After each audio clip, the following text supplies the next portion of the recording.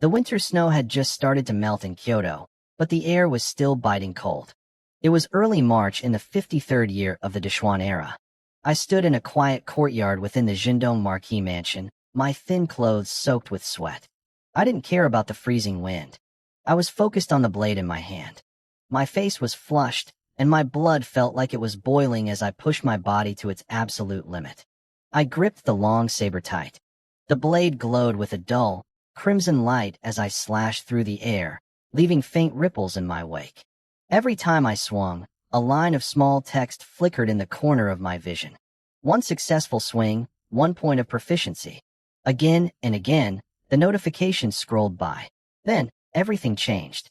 The text told me my basic saber technique had reached perfection. I had unlocked the demon-breaking saber. My internal energy hit the peak of the 9th rank. The system asked if I wanted to break through. I didn't hesitate. My blood roared. It felt like my veins were filled with liquid fire. Suddenly, a phantom of a massive, red sun manifested behind my back. It looked like the first sunrise of a new world, piercing through the darkness. My body trembled violently. The heat was unbearable, like I was made of molten lava. I stared forward, my expression grim, and delivered one final strike. The air in the courtyard shifted instantly. It felt like the dead of winter had been replaced by the heat of midsummer. I heard a sharp crack inside my chest. It was the sound of an invisible shackle breaking. The pent-up energy inside me found an exit, rushing through my body like a great river heading for the sea. I opened my eyes, and for a split second, a golden light flickered in my pupils. They seemed to merge into one, the mark of a saint, before fading away. I took a deep breath and calmed my aura. I looked like an ordinary teenager again. I had been in this world for 2 months, and I had finally reached the 8th rank, the refining essence realm. I couldn't help but smile. I had managed to log into this mysterious game world years before it was even supposed to open. Back on Earth, no one knew where this game came from. Only a few lucky people were chosen to enter this hyper-realistic world. Most players wouldn't arrive until the era of the Great Empress, but right now, Emperor One was still on the throne. I was in the middle of a brutal struggle for succession between 2 princes. I knew exactly what was coming in 5 years. The 3rd prince would launch a coup. He would lead his army into the capital, storm the White Tiger Gate, and murder the crown prince. He would go on a localized killing spree, slaughtering almost every member of the royal bloodline. But he wasn't the final winner. I remembered the history from my past life. A hidden dragon was waiting in the shadows. The 2nd princess would descend like a god, wielding the founder's sword. She would wipe out the rebels and paint the white snow red with their blood. She would become the 1st empress, starting a golden age of absolute power. I looked down at my palm. A faint mark of a jade seal was etched there, visible only to me. It was carved with 9 dragons and surrounded by a mysterious purple mist. I could see stars and planets rotating around it. This seal was the reason I was here 11 years early. It was my greatest secret. I grabbed a towel and started wiping the sweat from my body. I needed to move fast. Right now, the empire was a mess. Bandits were everywhere, and local lords were carving out their own territories. It was chaotic, but chaos meant opportunity. Once the empress took the throne and stabilized the country, the chance to rise from nothing would disappear. I had to build my own power and influence now, before the players even arrived. If I waited until the era of peace, I'd just be another subject under her thumb. My starting position wasn't bad. I was born into the Jindong Marquis mansion. Our family had been powerful for 800 years. My ancestor, Xia Xuanjin, was a legendary general who helped Emperor Wuzong retake the capital centuries ago. He was a god of war who led 5,000 riders across 10,000 miles to kill the enemy leader and save the empire. He was so successful that people whispered he should have been made a king, not just a marquis. Now, 17 generations later, the family was still thriving. Even though I wasn't the most important person in this house, I had a name and a foundation. For a player who knew the future, this was the perfect head start. I looked out at the melting snow and tightened my grip on the towel. The world was about to burn, and I was going to be the one holding the torch. Most players started this game as nobodies, common soldiers, or even beggars on the street. It was a hell mode start. According to the game's balancing logic, the earlier you entered the world, the worse your starting identity was supposed to be. But I had broken that rule. I was Xia Chun, born into a family of high-ranking nobles and generals. Third young master. A letter from the second master. A frantic figure rushed into my courtyard. It was Xia Qian, a young servant in light clothes. He was panting heavily, his cheeks flushed red, either from the biting cold wind or the sprint he'd just made. I looked at him calmly. I had spent years in this courtyard, practicing my blade 10,000 times a day, honing my martial arts until I finally created my own technique, the first style of the demon-breaking blade. My body was ready. My mind was sharp. A letter from my father? I asked, taking the parchment from his hand. I felt no joy, only a strange sense of curiosity. Has something happened outside? It's been 3 years since the last one. Master is truly a prophet, Xia Qian exclaimed, his eyes shining with excitement. Great news.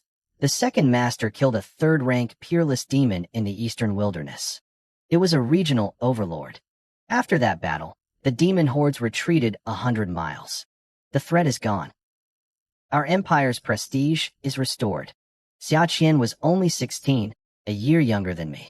He looked as proud as if he had killed the beast himself. Everyone is saying the wilderness will be fully pacified within a year or two, he continued, his voice trembling with emotion. Then the second master and the second mistress can finally return home. After 14 years, you'll finally be reunited with your family. I didn't share his excitement. Unlike other players who just logged in, I had inherited all of Xia Qian's memories and emotions. I felt like I had lived his life, only awakening to my past life's memories 2 months ago. I remembered my father, Xia Yuan, the Marquis of Dong'an. In my early memories, before I was 3, he adored me. But then came the martial testing. I was diagnosed with a waste body, a useless constitution for cultivation. My father had gone silent that day. Then, with a hardened gaze, he told me, "My son may have a waste body, but as my eldest, I will find a way to change your fate." The next day, the demon tide erupted. He was appointed commander-in-chief of the Eastern Army. My mother, Su Xiaoxue, a powerful sorceress, went with him. I was only 3 years old. I begged to go, but they refused. It was too dangerous. They left me behind in the Marquis mansion. They had been gone for 14 years. At first, letters and demon blood for my training arrived every 3 months. After 5 months, the letters slowed down. I told myself they were busy with the war. A year later, I heard the truth from the servants. My mother was pregnant again. Once my brother was born in the war zone, the letters became rare, once every 6 months, then once a year. The resources stopped coming entirely. I still tried to believe they were just busy, until the rumors reached me. My younger brother, Xia Hao, who had been raised by their side in the camps, was a genius. He possessed a supreme immortal bone. That was when I realized I hadn't been protected. I had been abandoned. I was used to my quiet life now. I was a ghost in the mansion, but my uncle and aunt treated me well. But now, my parents were coming back with a brother I'd never met. A boy with a bone that would shine like a sun once the spiritual chi returned to the world. To them, I was a stranger with their blood. "Go now," I said to Xia Qian, giving him a small smile. "Tell the kitchen to double my lunch portions today." The boy looked stunned. "Double it? Master, you already eat enough for 10 people. You want 20 portions?" I nodded. My training consumed massive amounts of energy. As he ran off, I looked down at the yellowish envelope in my hand. It was embossed with a Qilin pattern. I drew my red blade and lightly sliced my finger. A drop of hot, crimson blood fell onto the seal. The Qilin pattern flared with light, and for a second, I heard a faint, ghostly roar. This was my mother's work. In this era, before the true awakening of magic, there were still high martial experts, warriors who could face armies and sorcerers who could part rivers. My mother was a powerful sorceress. This letter was bloodlocked. Only I could open it. This was a bloodlock technique, a method used to prevent outsiders from intercepting a message. It was a sophisticated art that a crude martial artist could never master. I opened the envelope. The Shin paper inside was high quality, feeling smooth and delicate against my skin. But there were only a few words written on it. "I will return home in 6 months to 2 years at most." Once I arrive, I will arrange your marriage. You are my son. You are to marry the second princess. Perform well. Do not disgrace the prestige of the Marquis's mansion.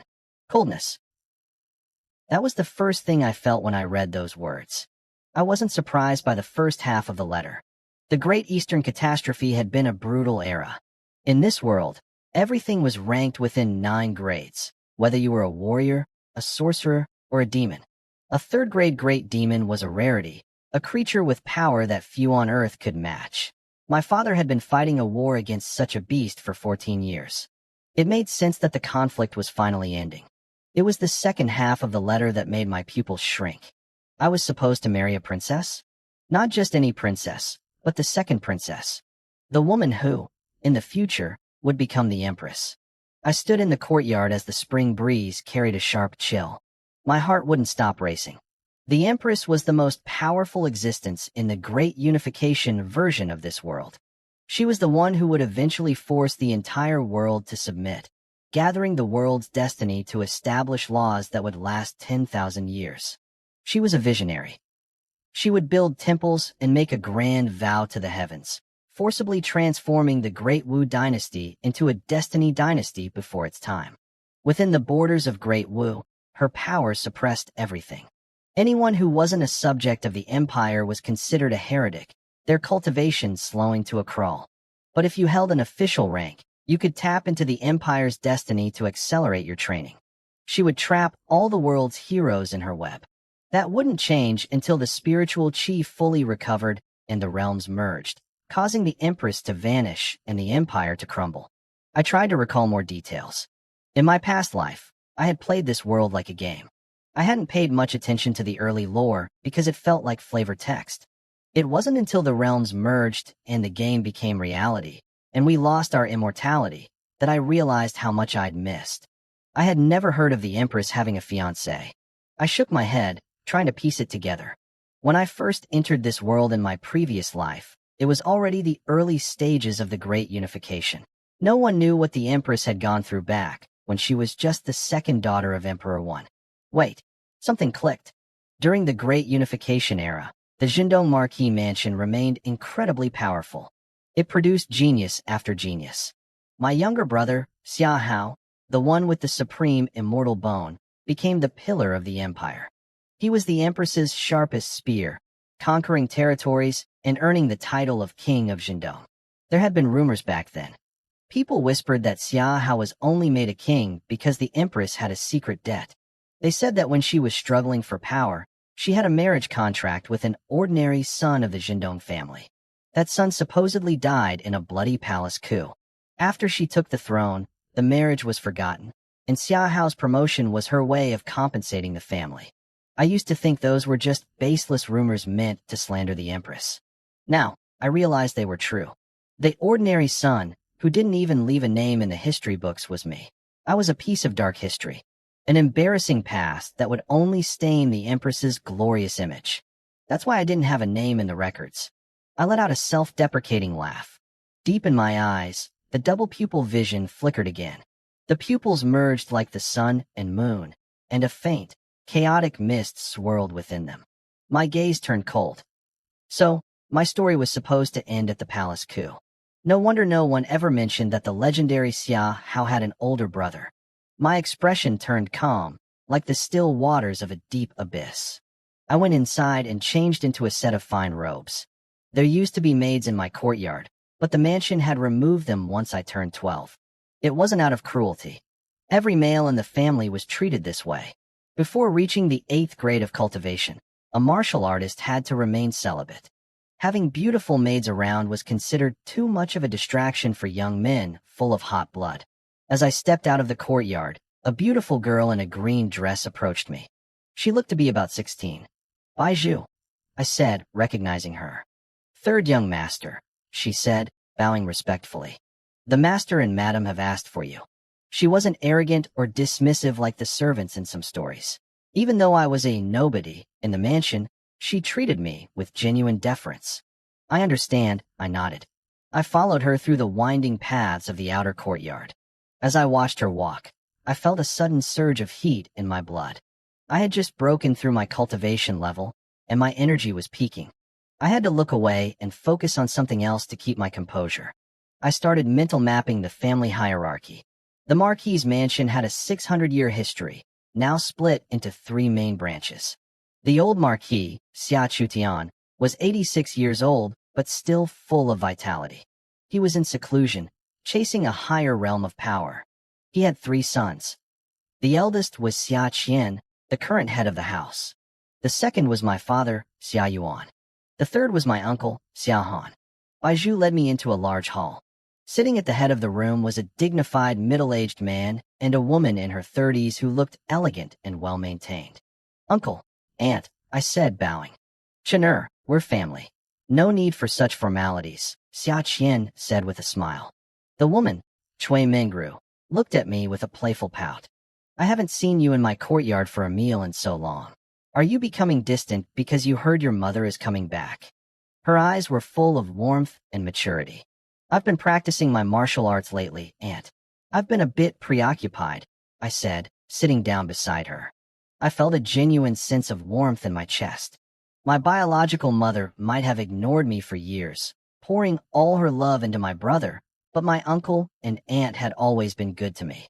They never looked down on me for being born with a wasted body. If I had grown up without suffering, it was because of them. When they heard me mention practicing martial arts, their expressions dimmed for a moment. They shared a silent, pitying look. In their eyes, a wasted body could practice all it wanted, but it would never amount to anything. I knew that in their eyes, no matter how hard I worked, my efforts were useless. 100 times the sweat only brought a fraction of the results. My uncle, Xia Qian, and my aunt, Cui Mingru, began asking if I needed anything in my courtyard. We talked and laughed like a real family. "Your father performed great deeds in the East," Xia Qian said, finally getting to the point. "The emperor has granted a marriage contract. He's betrothed the second princess to you. Did you know?" "I just found out," I replied, my expression turning serious. "Uncle, is there any room for negotiation? I didn't want to marry a princess. To an outsider, it was a supreme honor. To me, it was a golden cage. Marrying into the royal family would limit my freedom and tie the Marquis's estate too closely to the throne. More importantly, that princess was the future empress. Marrying her was suicide. I still didn't know how I died in my past life, and I wasn't eager to find out again. My biological parents had been at the borders for 14 years. They barely wrote. They didn't care about the son with the wasted body they left behind at 3 years old. My uncle and aunt were the ones who raised me. The Xia family had stood for 600 years because of talent, not royal favor. In a world split between the Great Wu, the Great Feng, and the Great Qing, with demons in the east and sorcery in the south, the empire needed us. We didn't need to beg for scraps from the emperor. This marriage wasn't a gift, it was a leash. "You don't want to marry her?" Cui Mingru asked softly. Her eyes searched mine. "I don't," I said firmly. Xia Qian sighed and shook his head. "There is no room left. The imperial decree has already left the palace gates. It will be here any moment." I fell silent. I was the protagonist of this wedding, yet I was the last to know. It was a joke. "The marriage wasn't originally meant for you," my aunt added, her voice filled with pity. "The emperor wanted your younger brother, Xia Hao." She explained the truth. When the messenger reached the eastern borders, my parents refused. They claimed Xia Hao was too young and needed to focus on his martial arts. Then, they proactively wrote to the emperor, suggesting me instead. I was the eldest son, after all. The emperor stayed silent for 3 days before finally agreeing this morning. I felt a cold irony settle in my chest. To a commoner, being a prince consort was a dream. For a noble, it was a dead end. 600 years ago, corrupt relatives of the throne nearly toppled the empire. Since then, law forbade in-laws of the emperor from holding real power. My father, Xia Yuan, knew this. He didn't want his genius, younger son's future ruined by a princess. So, he remembered he had an older son rotting away in the capital. He threw me to the wolves to save his favorite. I was just a pawn in a game of political compromise. Even the future empress was being used as a tool before she took power. I smiled thinly. I could accept this. I was resilient. But the fact that I was the backup choice because my brother rejected her, that stung. I couldn't control my own destiny. Not yet. Master, madam, Baiju said, entering the hall with hurried but graceful steps. The palace officials have arrived. Eunuch Yi is leading them. My uncle and aunt looked at each other. They knew why he was here. Chen'er, come with us to receive the decree, Xiaqian said. I stood up silently and followed them to the main gates. There stood Eunuch Yi. His hair was white, but his skin was as smooth as a child's. He had served 3 generations of kings and would survive the bloody coups of the future. He was a monster in disguise, a pillar of the royal family's hidden strength. So, this is the eldest son of the Marquis of Anong? Eunuch Yi said, smiling at me. Quite a handsome young man. I looked at Eunuch Yi, the man who would later play a bloody, pivotal role in the Palace Gate coup. I didn't show my inner turmoil. Instead, I gave him a respectful, formal bow. He looked surprised for a second. Most noble sons were either too arrogant or too terrified to acknowledge him properly, but he quickly recovered and nodded back with a faint smile. I could tell I'd made a good first impression. Even though I was the protagonist of this story, the events unfolding now were larger than me. I was just the figurehead they needed. I led Eunuch Yi into the Marquis's estate. What followed was a blur of ancient protocol. I had to bathe, change into ceremonial robes, and prepare my mind. Finally, Eunuch Yi read the imperial decree aloud. I knelt, accepted the scroll with both hands, and just like that, the marriage was official. The whole process left my head spinning. Most imperial decrees were simple verbal commands or written notes, but a royal marriage was different. It required grueling rituals to show the world that both the Marquis's house and the princess were being treated with the highest honor. By the time we finished, it was late afternoon. I stood there holding the heavy scroll. It was decorated with golden dragons and made of a material I couldn't identify. It felt like a dream. I was officially the fiancé of the future empress. But a dark thought nagged at me. In the original timeline, I died during the coup. Was that really an accident? Or was I murdered? I looked at my uncle and aunt walking ahead of me. I couldn't afford to be a passive pawn anymore. I hurried to catch up with them. Uncle, I said, my voice steady and loud. I've broken through. I'm now in the 8th rank, the essence refining realm. I want to find a position in the government. I want to serve the country. I took a deep breath. I remembered the history books of this world. They said the founding emperor was once like me, quiet, reserved, and overlooked by his kin. Yet the empress of that era saw the hidden talent within him and chose him as her husband. I needed that same recognition. We were walking along a winding stone path in the estate's garden. Spring had just arrived, and the flowers were fighting to bloom, filling the air with a thick, sweet scent. Xiaqian and Cui Mingru stopped dead in their tracks. They turned around, eyes wide with shock. You reached the 8th rank? My uncle asked. In the capital, the 8th rank wasn't world-shaking. I was 17, which made me a talent, but the Marquis's house was full of geniuses and monsters. Usually, they wouldn't even blink at an 8th rank breakthrough. But I was different. They knew my history. For years, despite all the rare herbs and expensive medicines my uncle had poured into me, I had stayed stuck at the bottom. I was the martial arts trash. I had a moment of clarity a few days ago, I explained, sticking close to the truth but hiding the system's influence. I was practicing the basic saber techniques, and I just understood something. I found a new path within the forms, and the breakthrough happened naturally. I knew I couldn't hide forever.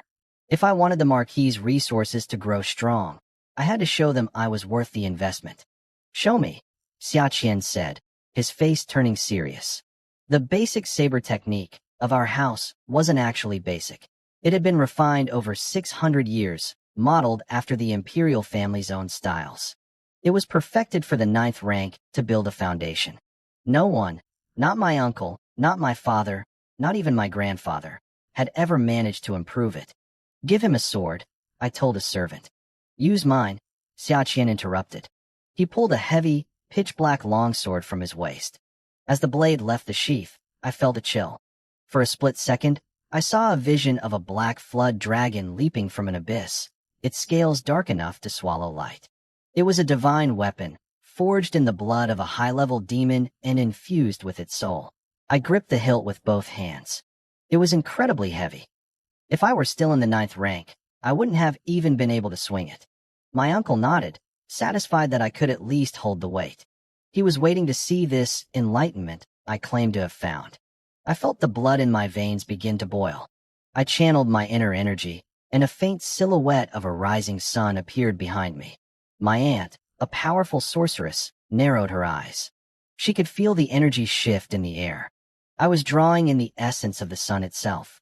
Sun Guardian, Demon Breaking Strike. I warred. I stood in the center of the garden, but in my mind, I was facing an army of demons.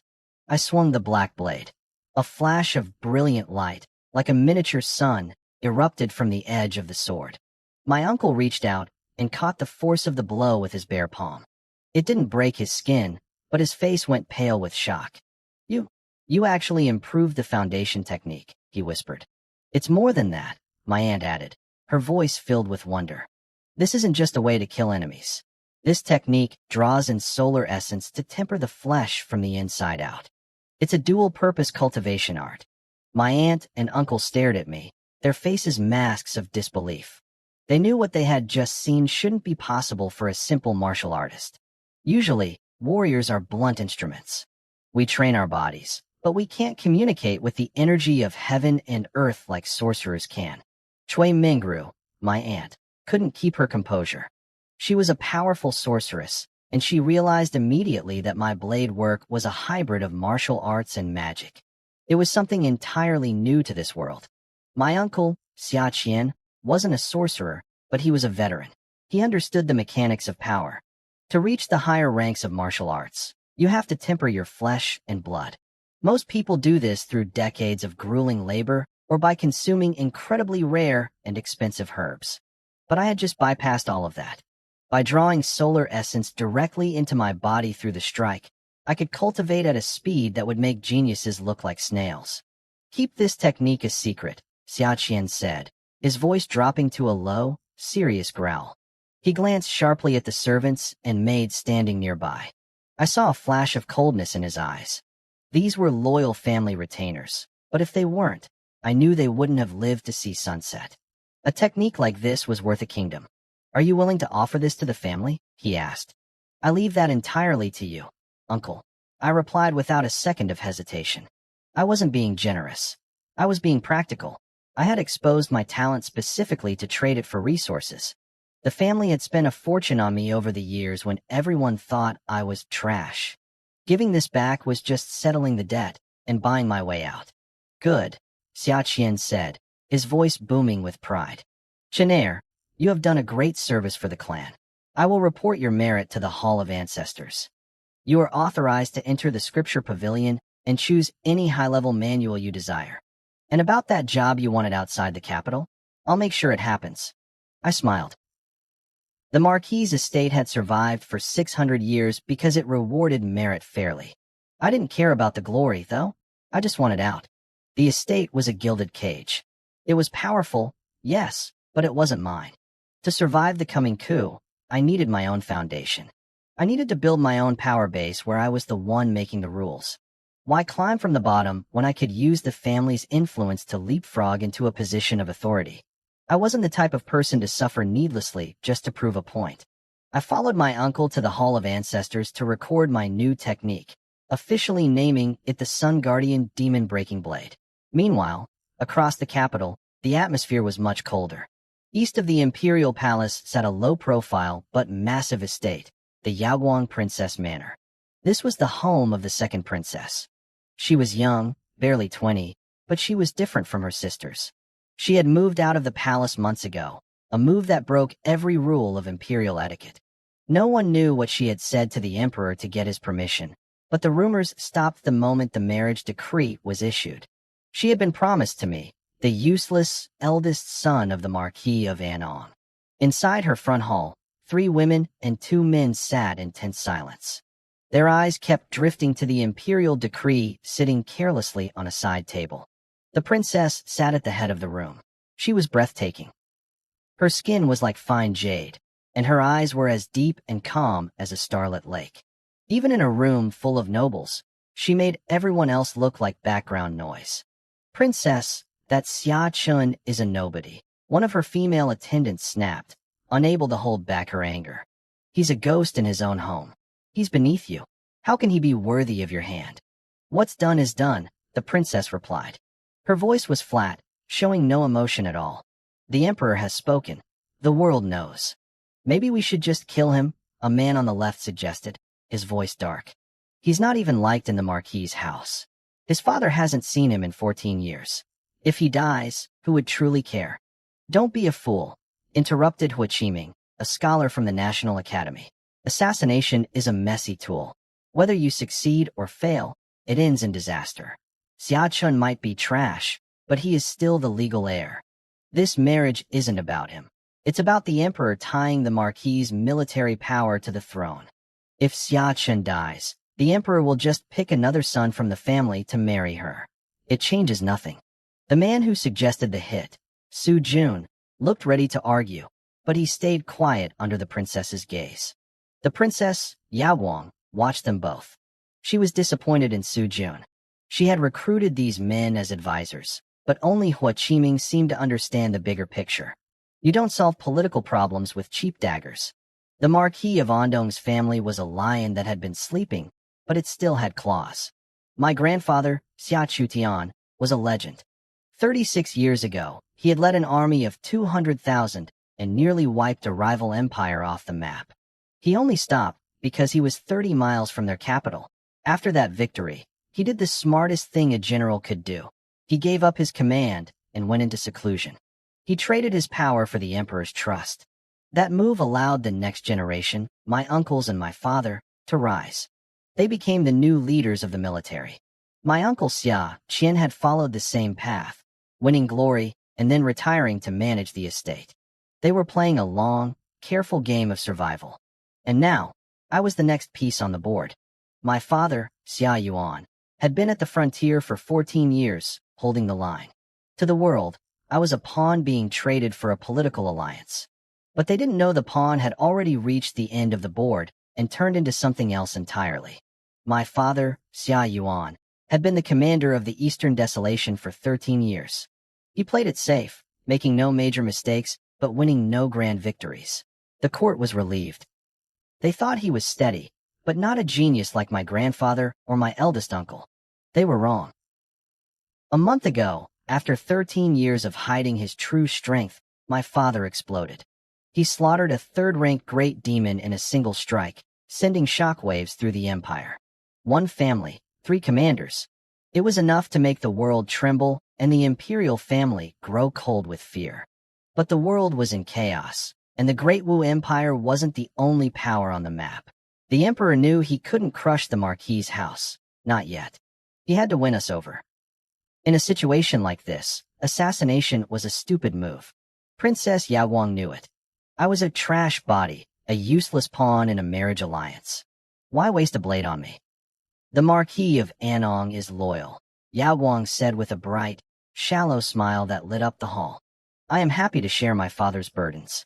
Her eyes, however, remained cold. She had an ambition she shared with no one.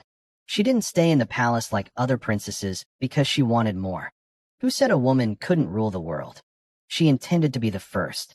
Meanwhile, deep within the Marquis's estate, I stood inside a magnificent 7-story ancient tower.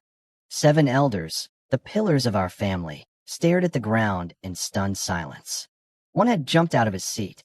Another had accidentally plucked out a strand of his white beard. A third had spilled tea all over his robes.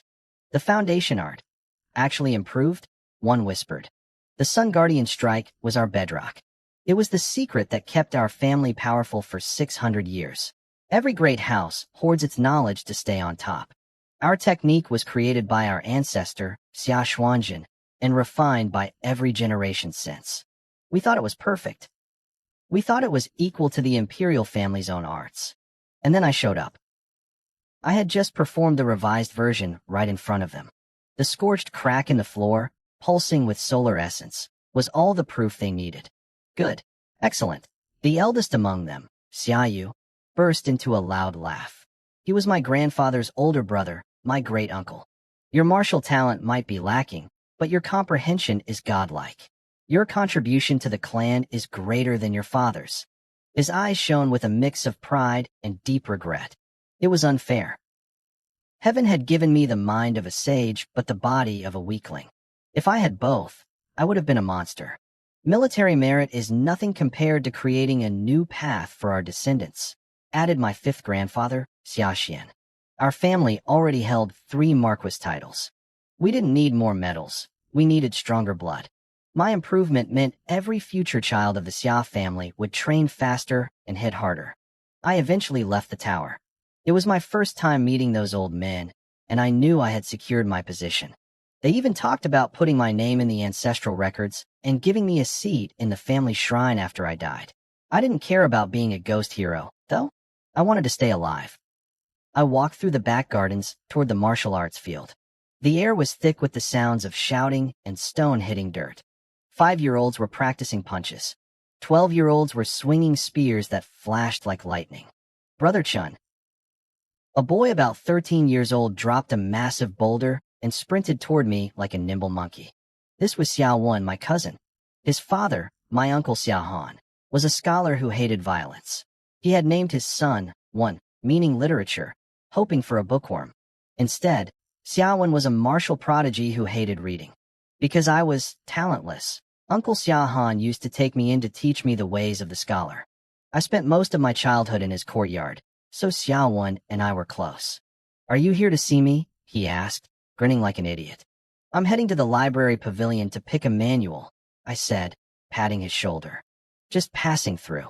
I looked around the field. Most of the people my age were gone. In our family, once you hit the 8th rank, you were sent out into the world or the military to prove yourself. I was the only one left behind. "Brother Chun," another voice called out. I turned and saw a little girl, about 10 years old, looking like a carved jade doll in her training clothes. The little girl walked toward me, her steps shy and hesitant. Her cheeks were flushed red, and she was breathing heavily, clearly having just finished a set of fist techniques. This was Xia Yushi, the young daughter of Uncle Xia Qian and Aunt Shui Mingru. "Brother Chun," she whispered. A few more teenagers followed her over. Some were from the 7 ancestral branches. Others were talented disciples from the side lineages. They hesitated for a moment before joining the group. I heard them whispering among themselves. They knew I was from the direct line of the Marquis, but they also knew my reputation. In the Marquis of Andong's household, martial prowess was everything. For years, I had been the invisible one, the first martial waste born into the family in generations. Some of them smiled and greeted me warmly. Others remained calm, giving me a polite nod. They weren't friendly, but they weren't hostile either. None of them mocked me. They were young, but in a house like ours, everyone grew up fast. They were smart enough to know that you don't insult a direct descendant, even one without talent. Besides, word had already spread that I was now the fiancé of the future empress. There was no reason to make an enemy of a royal consort. Plus, by seniority, I was the elder brother to everyone on this field. Our family had stood for 600 years. Respect for elders was drilled into our bones. I smiled back at each of them, my voice gentle and welcoming. I wanted them to feel like they were basking in a spring breeze. But as I looked at a few specific boys, my heart grew heavy with focus. I knew who they were. In the future, I remembered, these boys would become legends. Xiao Wen, the boy currently grinning at my side, was one of them. He was a natural genius who had always been close to me, even when I was at my lowest. He didn't care about my lack of talent. He just saw me as his brother. It was break time on the field. The instructors watched us gathering, but didn't stop the chatter. My gaze shifted to a cold, distant boy about 12 years old standing on the edge of the group. His name was Xiao Chen. He was from a side branch, but in the coming era of unification, he would become a god of war.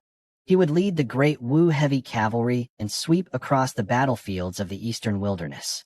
Right now, though, he was just a kid with a stoic face. Then there was Xia Haoyu, the grandson of my 6th grandfather. His future achievements were just as staggering. "Brother Chen, are you going out for training?" Xiaowen asked, his eyes bright with excitement.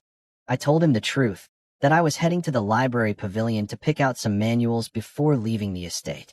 "I'm almost at the 8th rank myself," Xiaowen chirped, his voice full of honest enthusiasm.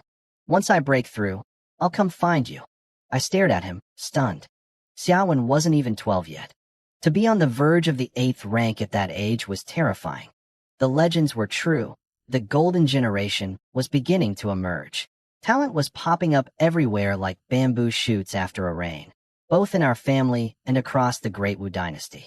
A great tide was coming. The 600 years of our family's accumulated fortune was about to explode, pushing us to new heights. I had to seize this momentum before the world changed forever. I left the field and headed for the library pavilion. It was a massive 7-story building. I had only been here once before to learn basic blade techniques, but because of my contribution with the new manual, I had been given special permission to enter any floor below the 6th. I didn't rush to the higher levels. Instead, I started on the 1st floor. I walked to the right-hand shelf and picked up a book. Swift Wind Sword Technique. I flipped through the pages rapidly. My eyes scanned the text, but my mind wasn't on the sword moves at all. Record technique, I said internally. A progress bar appeared in my vision. Recording. 1%. 25%. 100%. A virtual panel flickered in my mind. Even though I was no longer a player in this world, my auxiliary system had stayed with me. It was fully unlocked now. It could help me comprehend advanced moves, and, more importantly, it could record every manual I touched. Back when this world was a game, the initial players only had a basic proficiency system. But my system had already evolved to the Spirit Chi Resurrection version. By the time the players eventually arrived during the Empress's reign, I would be running on a version of the world they couldn't even imagine. I would crush them. I walked through the 1st floor like a tourist, barely looking at the covers. In reality, I was vacuuming up the family's 600-year history. The collection was vast, but I focused on the most important manuals before moving to the 2nd floor. The 2nd floor was for the 8th rank, the essence refining realm. It was packed with manuals for swords, sabers, spears, and halberds. There were body tempering techniques, and even military formation scrolls. I even spotted a few manuals for Taoist sorcery, spoils of war from when our family had crushed rebellious sects in the past. I focused heavily on the military formations. In this world, individual warriors were terrifying, but soldiers organized into a formation could condense a slaughter aura strong enough to kill high-level masters. Most of what I found were small-scale, 3- or 5-man squads. I wasn't disappointed.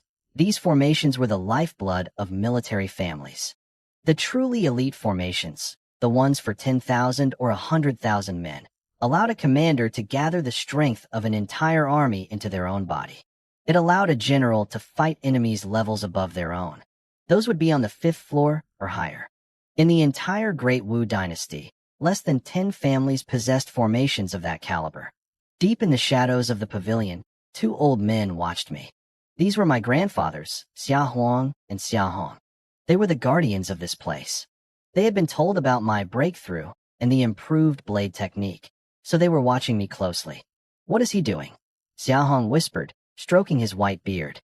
"He's just glancing at them and putting them back." "How should I know?" Xia Huang grumbled.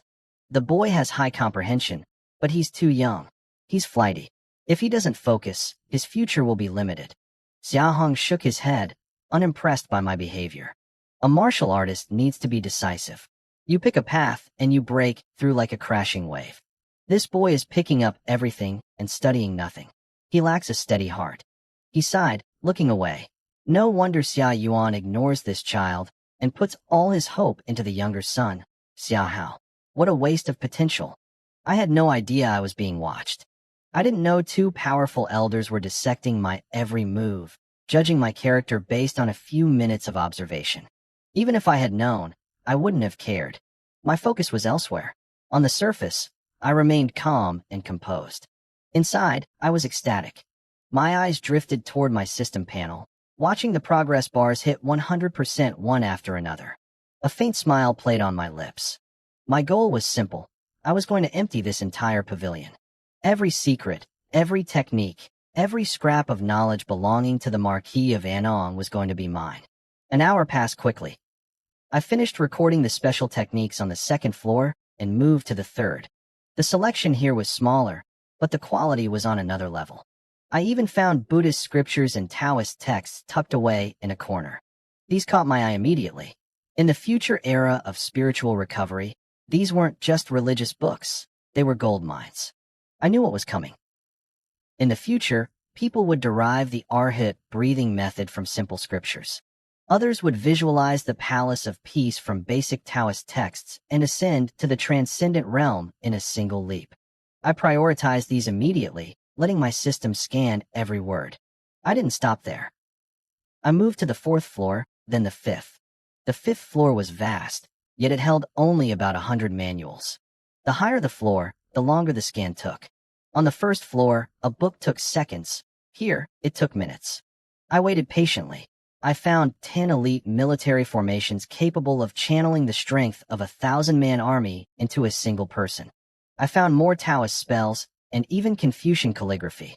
Each scroll of calligraphy contained a unique Tao rhyme and traces of righteous qi. It was a treasure trove for scholars. I stood before them, letting the system record the essence of every brushstroke. Once the progress bars finished, I finally picked up a physical book to maintain my cover.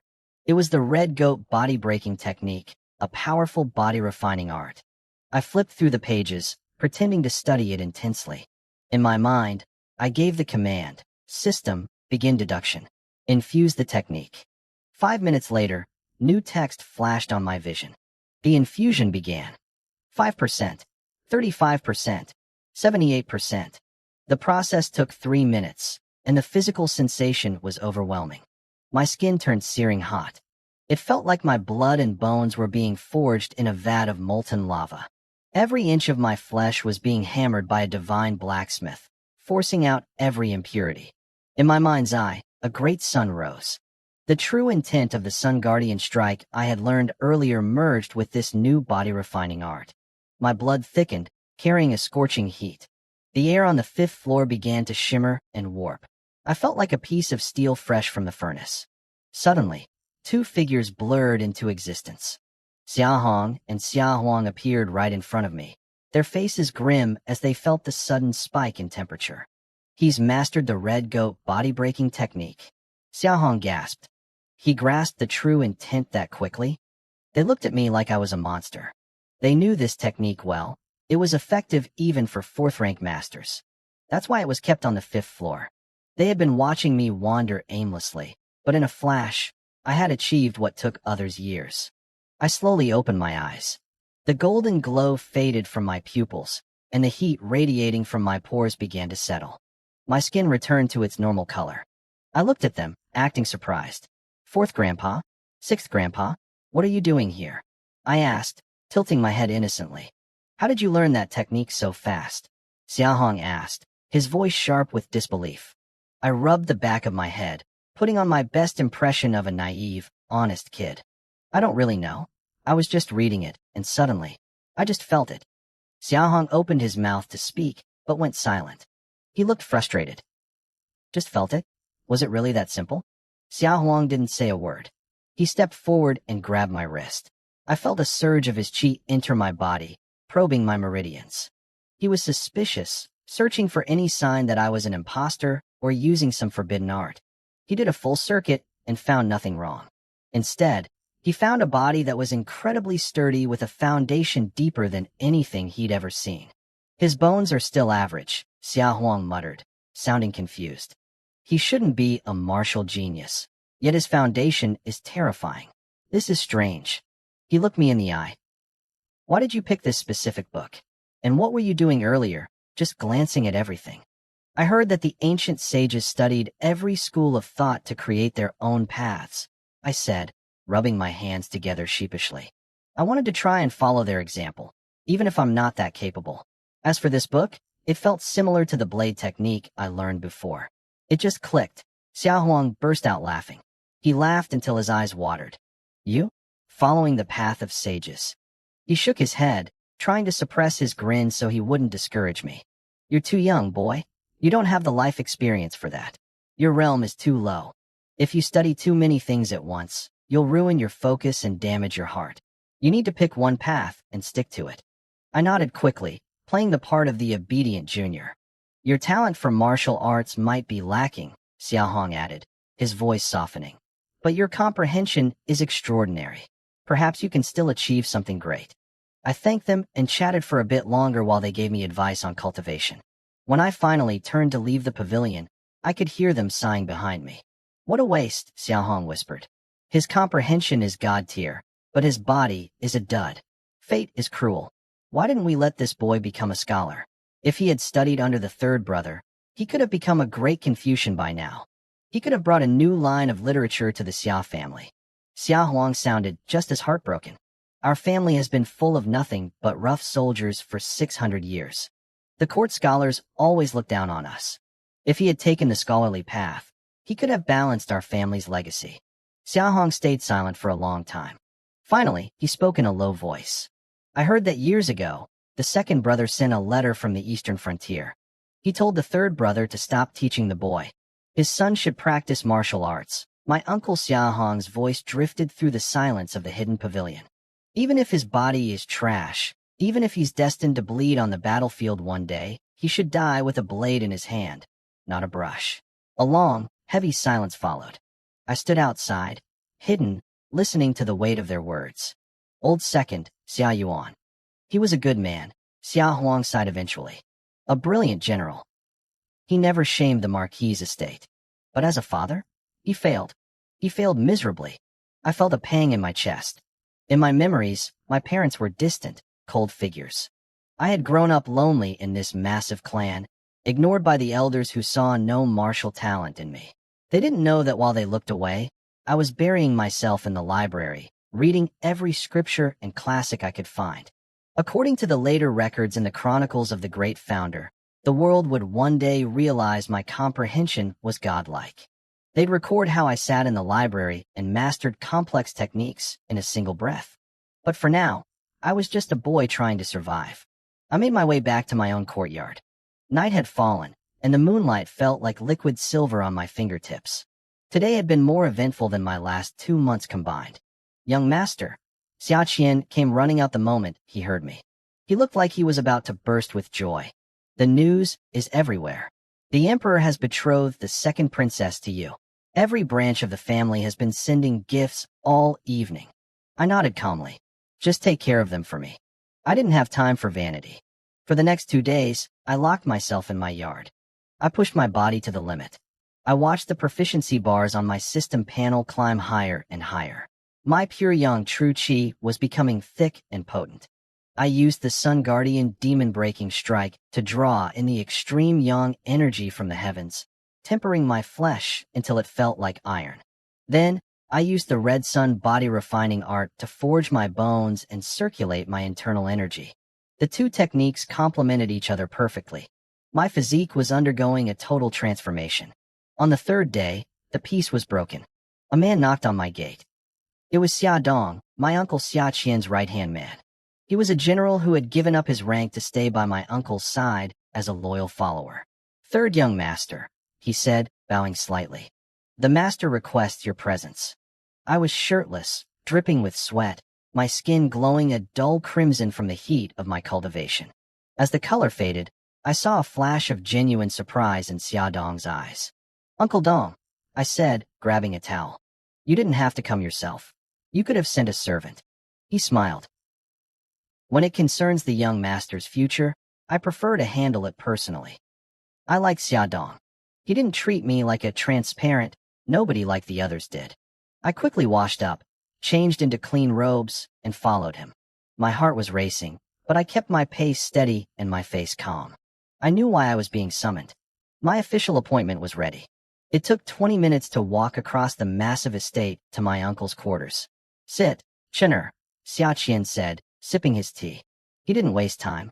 You wanted to go out and gain experience. I've settled it. There are 3 positions available to you. All are solid. I smiled. Having the Marquis's estate behind me made everything easier. In my past life as a player, it took me 6 months just to get a bottom-tier rank 9 job. Now, I was looking at 3 high-level options. First, my uncle continued, the Imperial Forest Guard. Second, the Qingzhou Garrison. Third, the Southern Border Army. All are rank 7 positions. My eyes lit up. Rank 7 right out of the gate. That was the power of a noble family. "I choose the Imperial Forest Guard," I said without a second of hesitation. The border army was good for merit, but I didn't need that yet. My system handled my growth speed. The Forest Guard, however, were the Emperor's personal troops. They patrolled the capital. They handled law enforcement. They controlled the gates. Most importantly, I knew what was coming. In 5 years, during the Bloody Palace coup, the Forest Guard would be the ultimate pivot of power. If I wanted to change my fate, I had to start building my influence in the heart of the capital now. "Are you sure?" Xiaqian asked, leaning forward. "I'm sure, uncle." "Good. Wait for the official word." I walked out of his study with a grin I couldn't hide. It had been 2 months since I woke up in this world. Finally, I was leaving this starter village. Capital city, here I come. As I walked, a strange thought hit me. Why did I still remember the poems, the Buddhist scriptures, and the philosophies from my old world? In the game, players had their memories of Earth's culture wiped the moment they entered.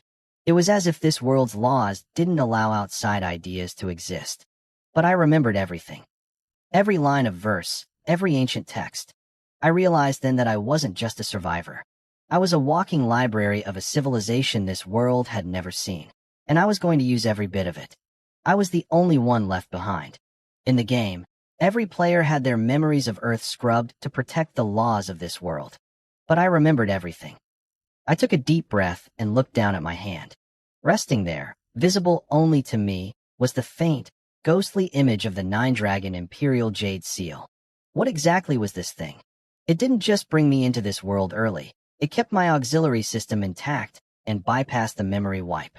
As I whispered the question to myself, the seal began to glow with a hazy, shimmering light. It was waking up.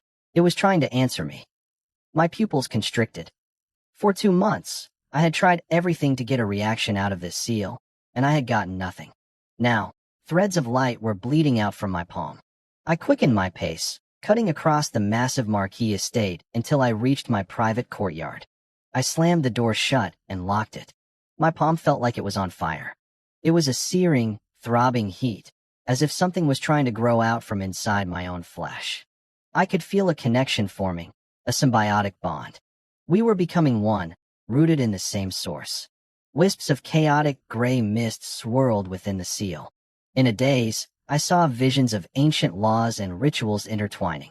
Chains of divine order shot out, and mysterious runes crawled across the seal's surface. I saw tens of thousands of living beings prostrating on the ground. Fires roared. In the center of a territory spanning millions of miles stood a massive sacrificial altar built from 5-colored chaotic stone. A sound pierced through the heavens, the sound of an ancient ritual. It felt like it was calling my name. My head spun, my ears rang, and goosebumps erupted across my skin. Then, the phantom seal in my hand began to turn solid. It was manifesting into reality, descending into this world from some unknown void. I couldn't help myself. I walked toward the seal as it floated in the middle of my room, radiating a thick purple mist. The next second, the world blinked. I was sucked inside. Outside, the room was silent. Even in a house full of top-tier martial experts, not a single soul noticed I was gone. I steadied my mind and looked around. I was in a strange, frozen world. Everything was locked in a deathly silence, covered in ice. The only place with a spark of life was the small area directly around me. I was standing on top of that same 5-colored sacrificial altar. Items were laid out before me. There was a prehistoric beast larger than a mountain, its blood still dripping as if it had just been hunted. There was a chunk of chaotic jade marrow pulsing with energy. There was a scroll of the red gold phoenix scripture. And then, my eyes landed on something else. Was that a phoenix egg? I had never seen these things before, yet the information flooded my brain automatically. Further off, floating in the void, was another egg radiating intense life force, as if it were undergoing nirvana. Near it sat a second egg that seemed to resonate with the first. A dragon egg. I couldn't keep my heart from racing. Pure-blooded dragons and phoenixes were supposed to be extinct. In the era of spiritual recovery, a person could become a legend just by finding a few drops of their blood. But here they were, right in front of me, still alive. Who were these offerings for? Who could possibly be worthy of sacrificing pure-blooded divine beasts and chaotic treasures? Was it for the heavens? No. I looked around and realized the truth. I wasn't looking up at the sky. I was standing above it. I was sitting atop the ninth heaven. Around me was a vast complex of palaces built from the stars themselves, spanning across the cosmos. In this moment, I felt like the god of this place. My vision expanded until I could see the entire world. I had been granted some kind of authority. I tried to step closer to the offerings, but an invisible barrier shoved me back. I tried again and again, but the barrier wouldn't budge. I finally gave up. I hadn't unlocked full access yet. Was it because I didn't have the recognition of this place, or were my stats just too low? I pushed the thought aside and looked at the ruins. This was the heavenly court. It was a celestial nest that had once ruled over everything, but for some reason, it had fallen. Everything was frozen. I saw rows of heavenly soldiers trapped in ice. I saw the names on the palaces: the Hall of Supreme Harmony, the Ministry of War, the Medicine Hall, the Hamlin Academy, and the demon-slaying platform. Inside those halls stood figures radiating terrifying power, all frozen in time. Their lives had dimmed, but inside each of them, a crystal pulsed with the laws of the great Tao. Suddenly, a dragon's roar shattered the silence. My pupils shrank as a golden dragon, so long it spanned across provinces, erupted from the purple cloud palace.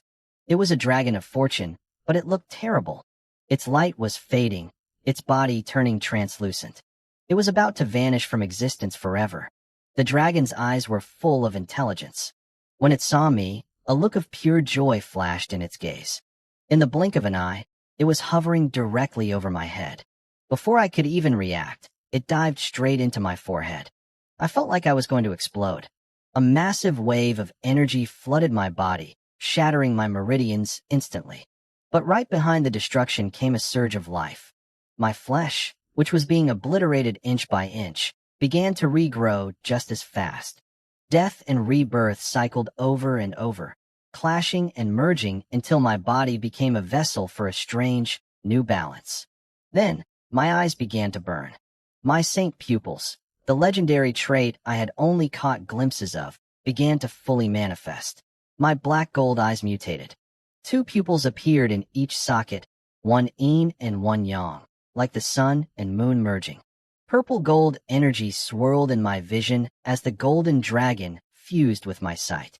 The saint pupils were a myth, a sign of the ancient sage emperors. It was said that anyone born with them carried the destiny of a saint. As long as they didn't die young, they were guaranteed to rule the heavens. And now, mine were waking up. I don't know how long the process took. When I finally came to, my body felt like it had been forged from diamond. I was different, inside and out. That golden dragon was the condensed fortune of this ruined heavenly court, and now, it lived inside me. In this world, empires fought over fortune.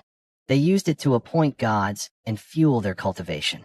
The entire struggle for power in the coming years was really just a war for fortune. Only a true emperor could carry the golden dragon of fortune, and I had just swallowed one. I closed my eyes and began to inspect the power flowing through my veins. I was no longer just a player or a survivor. I was the master of a fallen heaven. The golden dragon of fortune had vanished without a trace, as if it had never existed at all. I searched for it within my consciousness, but it was gone. Instead, I felt my essence, energy, and spirit reach a peak I had never known. My state was better than ever.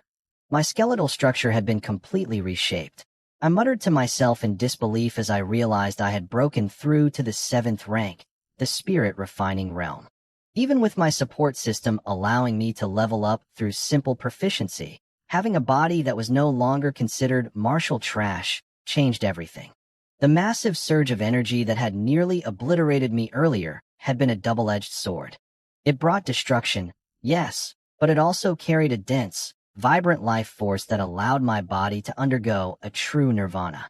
I stood in the center of the altar, calming my racing heart, and began to walk forward. Ahead of me sat the Lingxiao Palace. I walked for what felt like an eternity. Time seemed to lose all meaning in this place. Was it a day? A month? A year? It felt like a century had passed, even though the palace didn't look that far away. It was as if I were crossing through endless layers of space. Finally, I stepped inside the Zixiao Palace. My breath hitched. Massive gods stood there, their bodies larger than mountains. Their gazes looked capable of piercing the 9 levels of the underworld, and their mere presence felt like it could crush rivers and mountains. But they were all frozen. Their heads were bowed, prostrating toward the front, as if they had exhausted every drop of their life force in a final act of worship. Within their chest bones, I saw mysterious crystals forming. The shock hit me hard. The 9-dragon jade seal in the palm of my hand was far more significant than I had imagined. It didn't just contain power. It seemed to house an entire ruined ancient heavenly court. I followed the direction of the god's worship and saw a towering figure.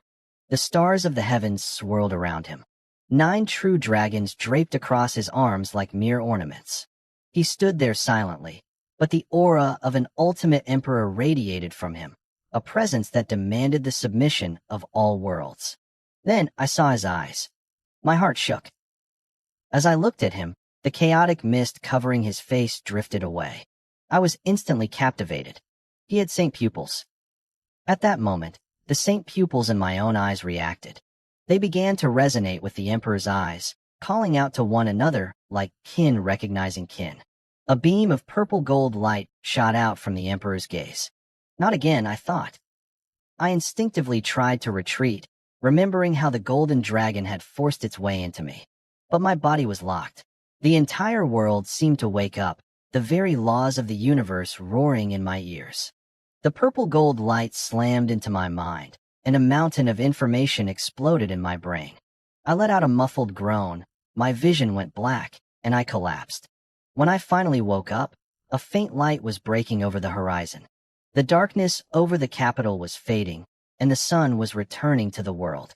I checked the stone clock in my room, a specialized tool from the Celestial Master's mansion.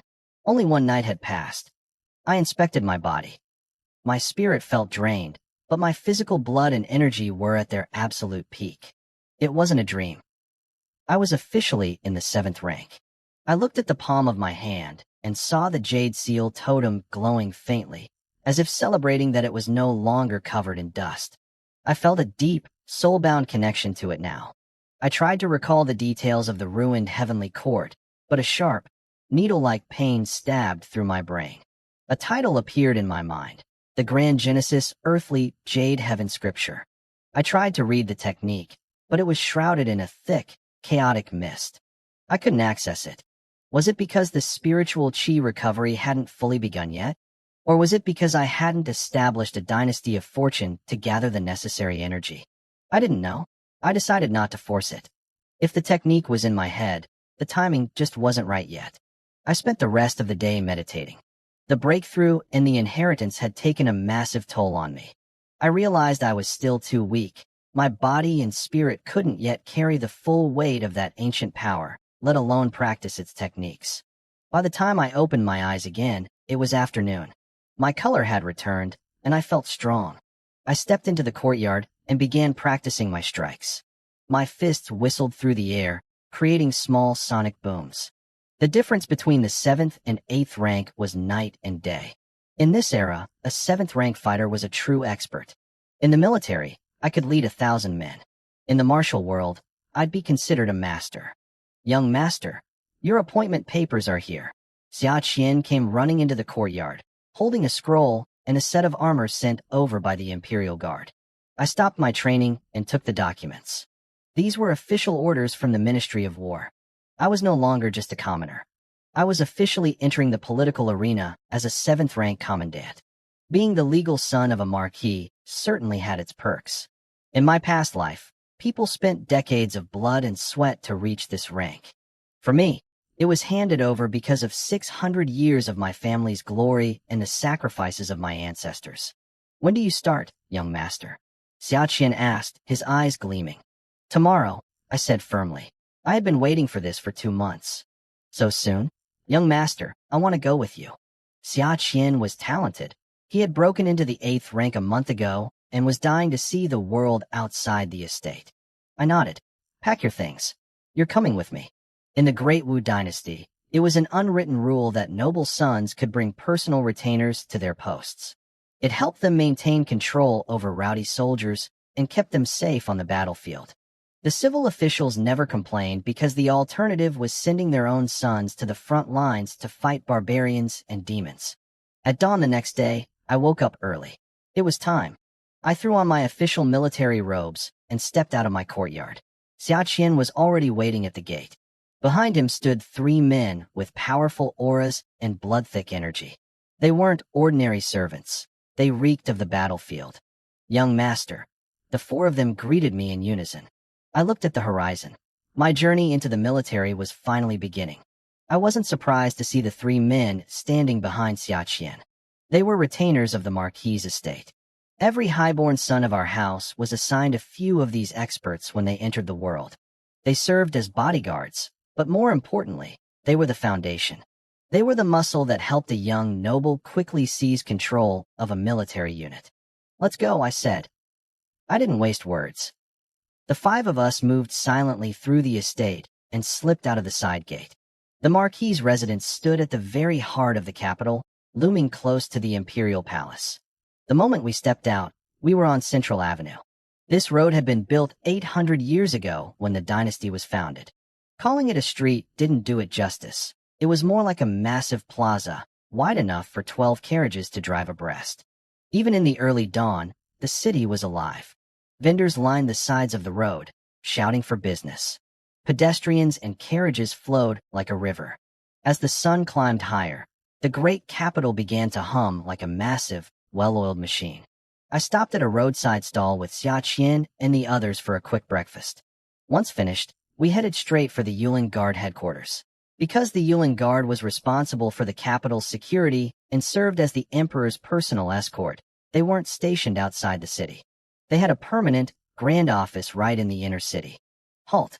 Who goes there? I reached the gates of a magnificent building near the palace. A group of fully armed soldiers in heavy armor stepped forward to block my path. Their tone was firm, but they remained respectful. "Xia Chun, I'm here to take my post," I replied. I didn't play games. I had no interest in hiding my identity just to play the hidden master and slap someone's face later. I was here to get to work. "Commandant Xia." The soldiers snapped to attention immediately. They offered a crisp military salute. Word had already spread. A new commandant had been dropped into the Yulin Guard from above, and his background was terrifying. He was the legal son of the Marquis of Anong. I nodded, keeping my expression cold and stern. I wanted to project an aura of someone who wasn't to be trifled with. "Lord Commandant, let me lead the way," a small squad leader said, scurrying to my side. He bowed low, his face plastered with a humble, fawning smile. He personally escorted me through the gates. As soon as we disappeared inside, the remaining soldiers let out a collective breath. They started whispering instantly. "My God, since when does our leader smile like that?" His face was practically folding into wrinkles. The Yulin Guard had brutal selection standards. Most were minor nobles, sons of war heroes, or the most ferocious warriors pulled from other camps. Being the emperor's personal troops gave them a lot of pride. They saw generals every day. Usually, they'd be polite to a new commandant, but they'd never be this subservient. "Are you kidding?" Another soldier hissed. "Do you know who that is?" "Sure, they say he's a martial arts failure, but look at his family. Having him dropped into our unit, I don't know if it's a blessing or a curse." "Whatever. The Yulin Guard is full of hidden dragons and arrogant noble brats. He's just one more son of a marquis. Let's just watch the show." The squad leader, Li Shi, led me toward the back of the complex. The backyard was actually a massive, open-air training ground that felt like a full military camp. Squads were already out there, drilling in the morning heat. "Where are my men?" I asked calmly. I needed a guide in this place, and this Li Shi seemed to have sharp eyes. "The commandant's unit is over there," Li Shi said. He gritted his teeth, looking hesitant. I frowned, but Li Shi wouldn't say another word. "Lord Commandant, you'll see for yourself once you get there." I didn't press him. I simply turned and walked toward the back right corner of the camp. As I drew closer, the sound of raucous laughter drifted over the walls. "Haha, I won again. Lunch is on me today, brothers. We're going to Deshun restaurant." I stood outside a large tent. I heard the distinct clack-clack of tiles and more cheering. They were gambling. This world had its own version of card and tile games, And while it was a common hobby, it was strictly forbidden in the military, especially when money was involved. I didn't let any emotion show on my face. Li Shi, who was watching me from the side, felt a chill. He couldn't read me at all. He knew exactly what was happening in that tent and had expected me to explode in rage. Seeing me so calm made him think I lacked spirit. He figured I was just another spoiled brat who got lucky with my birth. "I'll go scream at them," Xia Qian growled behind me. He was fuming. Every other unit was training, and his master's men were gambling in broad daylight. "I'll do it," I said, stopping him. My eyes pierced through the thick fabric of the tent. Ever since I woke up this morning, I had noticed a change in my vision. I could capture things others couldn't. Seeing through a thin layer of cloth was easy now. I reached out and yanked the tent flap open. A gust of cold morning air rushed in, startling the two soldiers lounging by the entrance. They jumped, looking annoyed. When they saw a stranger standing there, they barked at me. "Who the hell are you? How dare you barge into a military camp?" They were half asleep and didn't recognize me. Their shouting drew everyone's attention. The men huddled around the gambling pile stood up. "Xia Chun," I said, my voice flat and steady. "Who's in charge here?" The tent went dead silent. A few men realized who I was and looked panicked, frantically stuffing gambling tiles into their armor. But others didn't seem to care. One man even smirked, showing zero respect. "Ah, so it's young Master Xia. You're certainly in a hurry. The appointment only came down yesterday, and here you are already." The voice was dripping with sarcasm. A burly young man stood up from the center of the crowd. He tossed a tile casually in his hand and looked me up and down with a provocative grin. This was Zhao Yu, a captain in the Yulin Guard and the third son of the Marquis of Jinwu. He was my direct subordinate.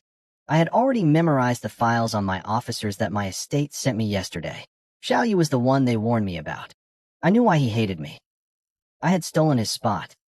If I hadn't been dropped in as commandant, that promotion would have been his. He had already bragged to his men that he'd be their new boss. Then, in 3 days, everything changed. Zhao Yu wasn't going to take it lying down. He had spent the last 24 hours leading a mini-rebellion, telling the men to skip drills and gamble instead. He wanted to give me a welcome gift to show me who really ran this unit. He probably thought it would take me a few more days to work up the courage to show up. He was wrong. I didn't expect to start my new job so soon, but here I was on my second day, standing in the middle of the camp. Zhao Yu's eyes were practically spitting fire at me. He looked at my uniform like I'd stolen it off his own back. In his mind, he was the one who deserved to wear it.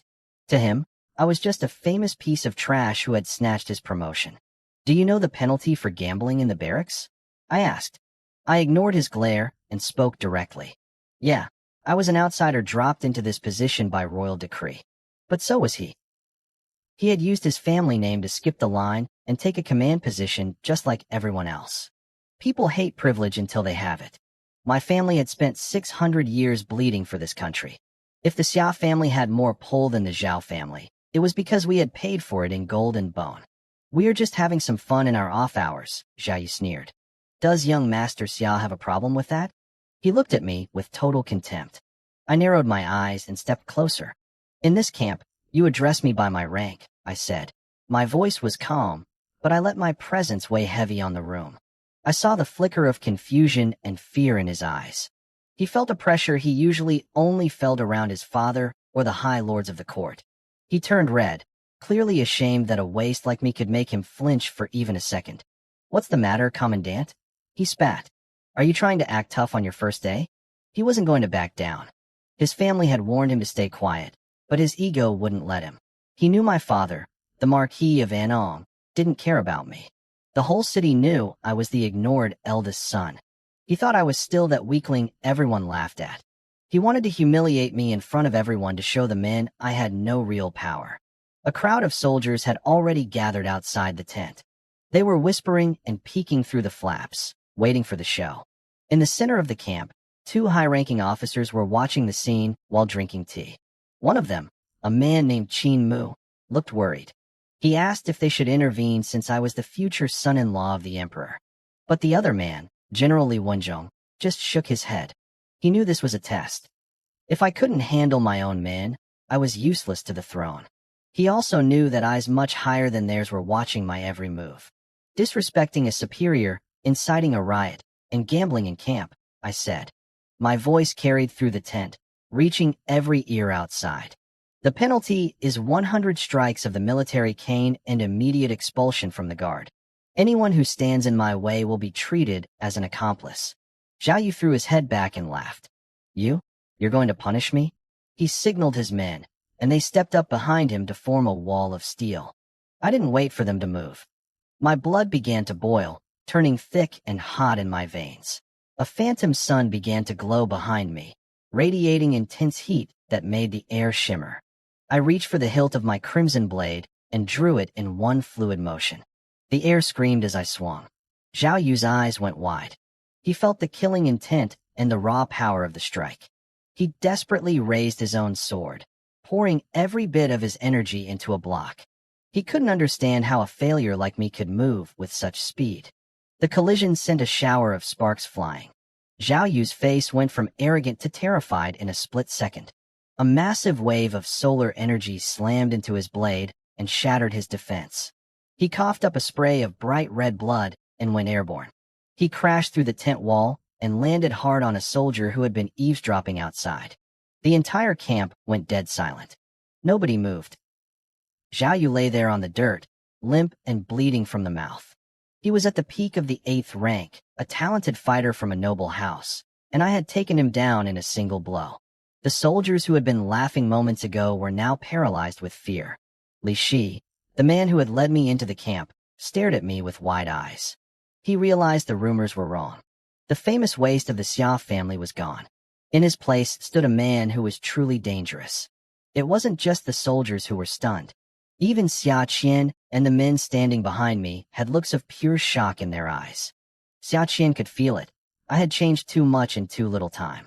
My thoughts were impossible to read, and my strength had reached a level he couldn't explain. I didn't give them time to process it. I slowly slid my crimson blade back into its sheath with a cold, metallic click. I reached out and pulled back the heavy curtain of the command tent. The midday sun poured over me. I felt like I was bathing in a sea of liquid gold, standing there with a weight of authority that felt divine. Every soldier in the camp stopped to stare. Even in my heavy armor, they could see I wasn't just another noble brat. My aura was sharp, regal, and dangerous. I walked toward Zhao Yu. He was slumped on the ground, his face a ghostly shade of white. He tried to lift his arms to ward me off, but they were useless. I had shattered the bones in both his limbs with that single strike. 3 of his personal guards scrambled to stand between us, trembling as they faced me.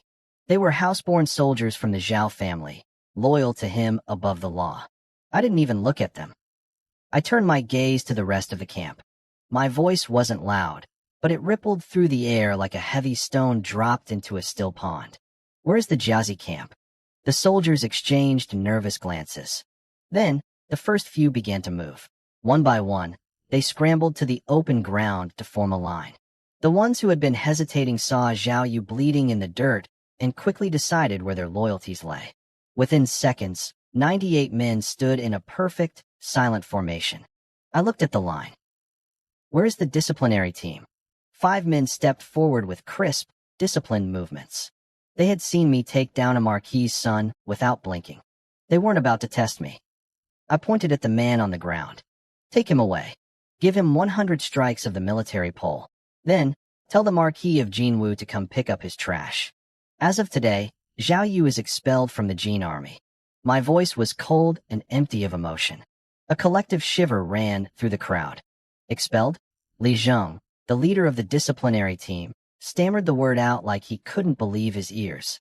I turned my eyes on him. I didn't say a word, but he flinched like he was being stared down by a prehistoric beast. He felt a pressure coming off me that was heavier than anything he'd felt from the high ministers at court. He nodded frantically and signaled his men. You have no right. Zhao Yu screamed. He coughed up another spray of blood, his eyes turning a frantic, bloodshot red. If he was kicked out of the army like this, he wouldn't just lose his rank. He would lose his face. His entire family would become the laughingstock of the capital's elite. I ignored his howling. He was a fool. He had been gambling in a military camp and openly provoked a superior officer. He had handed me the knife I needed to make an example of him, and I wasn't going to waste it. Li Zheng and his men grabbed Zhao Yu. His personal guards tried to draw their weapons to stop them, but Xia Qian and my men moved faster. They disarmed the guards in a blur of motion, snapping their blades and pinning them down. My men had been waiting for a chance to show their worth, and they didn't disappoint. The camp watched in dead silence as Zhao Yu was dragged away. A moment later, his agonizing screams began to echo from the distance. Every soldier there felt their scalp go numb. They realized then that I didn't care about his background or his father's title. If I could do this to him, I could do much worse to them.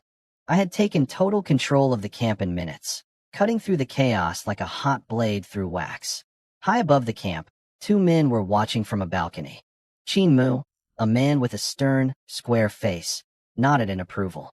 He liked what he saw. I had moved fast, hit hard, and established my authority without a second of hesitation. Next to him, Li Wenzhong, the general of the Yulin Guard, sipped his tea with a calm expression. He noted that I seemed to understand military strategy well enough to use Zhao Yu as a stepping stone. Li Wenzhong wasn't entirely happy, though. He grumbled about me not coming to see him first, but he knew my status. I was the son of the Marquis of Anong and the future husband of the princess. I wasn't a normal subordinate. He told Qin Mu to bring me to see him once I finished settling the camp, but he made sure to tell him to be respectful. He knew the emperor's eyes were likely watching this very camp, waiting to see how I handled my new life. I followed Qin Mu as he led me through the heart of the camp toward the general's headquarters. He was a Duwei, my direct superior in charge of 1,000 men, but he treated me with a strange politeness. I understood why. In this world, power and connections were everything. He explained the structure to me as we walked. The Yulin Guard had 3,000 men under the general.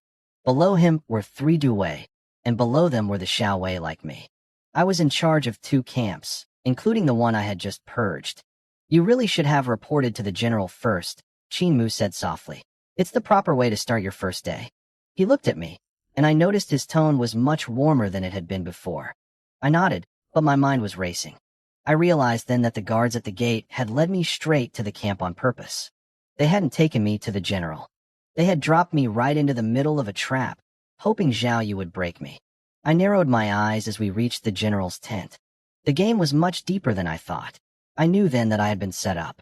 Everything, the directions at the gate, the timing, the confrontation, had been calculated to test me.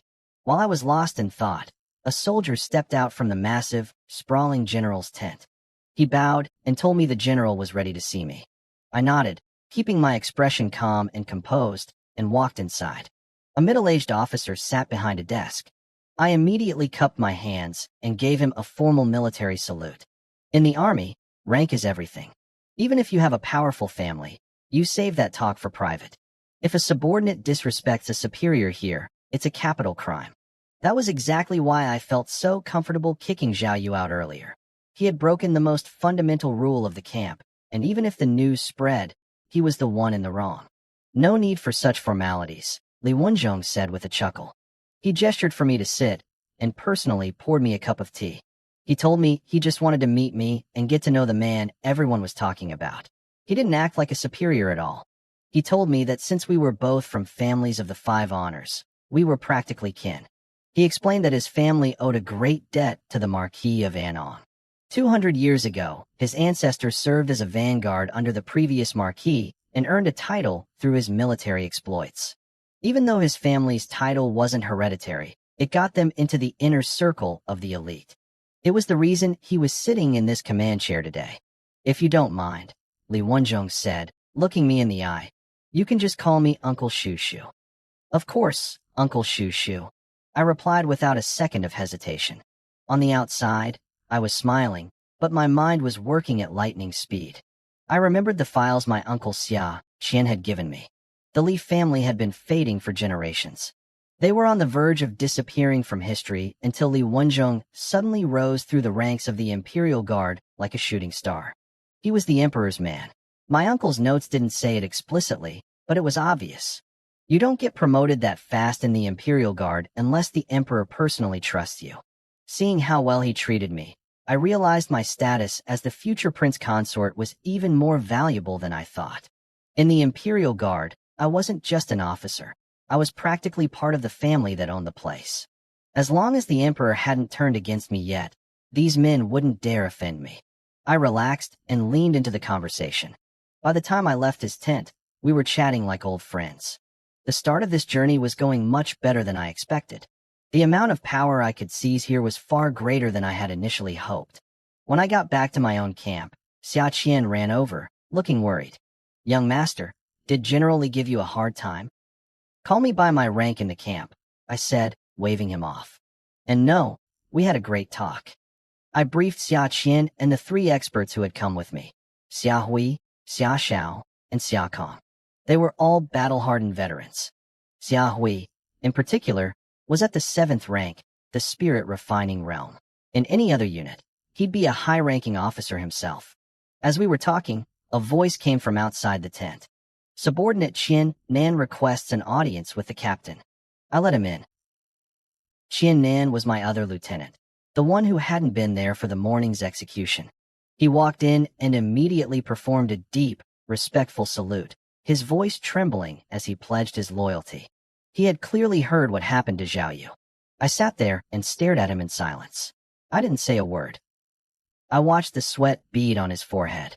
He looked like he was facing a firing squad. Zhao Yu had actually approached him yesterday, suggesting they team up to give me a welcome I wouldn't forget. Qian Nan was only alive because he had been out on patrol this morning. He knew he had dodged a bullet. "Stand up," I said finally. Qian Nan exhaled a breath he seemed to have been holding for an hour. He looked at me with genuine awe. He later told me that in that moment of silence, I felt more terrifying than the general himself. He realized then that a true heir of the Marquis's house was not someone to be trifled with. I asked him about the patrol. He reported that everything was quiet, aside from a small theft he had handled. Then he mentioned something that caught my attention. "The capital is getting restless, sir. Spies from the Great Qi dynasty are popping up. We've been ordered to assist the lantern bearers in rooting them out." The lantern bearers. They were a specialized organization that answered only to the emperor, much like the secret police from my old world's history. They stood outside the normal government hierarchy. I nodded, keeping my thoughts to myself. Even though the Imperial Guard was powerful, we were mostly muscle. When it came to real intelligence and shadow work, the emperor trusted the lanterns first. By noon, I decided it was time to solidify my position. I invited all my fellow officers and subordinates to a feast at the famous Tongfu Inn. To my satisfaction, every single one of them accepted. In this world, a meal was never just about the food. It was about who was standing behind you. Every officer and soldier who wasn't on active duty showed up at Tongfu Inn. The place was packed. Even Li Wenzhong and Qin Mu made an appearance, which sent a ripple of shock through my subordinates. In the capital, everyone is a social climber. They knew exactly what their presence meant. Suddenly, my fellow officers were a lot more respectful. They kept raising their glasses to me, their smiles wider and more genuine than before. While I was enjoying my moment in the sun, the Jinwu Marquis' estate was in complete chaos. "Young master, what happened?" The guards at the gate saw Zhao Yu being carried back by his followers from a distance. He looked like a corpse. His arms hung limp and broken at his sides. His entire back was a bloody, mangled mess. He had long since passed out from the pain. The guards turned pale when they saw his condition. If Zhao Yu hadn't been a trained martial artist, those wounds would have killed him twice over. The peaceful estate turned into a hornet's nest. Servants scrambled in every direction. Someone was sent sprinting to the East City to fetch the best doctor from Xuanji Clinic. My son, my poor son. The Marchioness, Zhao Yu's mother, rushed into the room. She shrieked when she saw him lying motionless on the bed. "Who did this?" she screamed, turning on the men who brought him home. "Who dared to be so cruel? Do they have no respect for the house of the Jinwu Marquis?" She started sobbing as she spoke. He had left this morning perfectly fine. Now he was being carried back on a stretcher. "Was it a foreign spy?" she wailed. The followers dropped to their knees, trembling. They told her everything. They didn't leave out a single detail. That boy, how could he be so ruthless to a fellow officer? The Marchioness's eyes turned murderous. "We are all part of the same military circle. He has no sense of loyalty. I'll have my husband file a formal complaint against him immediately. She was livid. First, the boy broke her son's arms. Then, he ordered 100 strikes with a military staff. And finally, he kicked him out of the Imperial Guard. It was an insult she couldn't stomach. Enough. A middle-aged man walked into the room. It was Zhao Yu, the Jinwu Marquis. He looked at his fuming wife with a flicker of annoyance. "Husband, you have to do something," she cried, grabbing his arm and pulling him toward the bed. "That little brat tried to ruin our son." Zhao Yu looked at his son's broken body. His eyes narrowed, but he didn't lose his cool. "He brought this on himself," the Marquis said coldly. "I brought him into my study yesterday and explained the situation. I told him not to pick a fight with the Xiao boy. The kid is his direct superior now. It was always going to be easy for him to find an excuse to crush Zhao Yu." He sighed, his voice filled with frustration.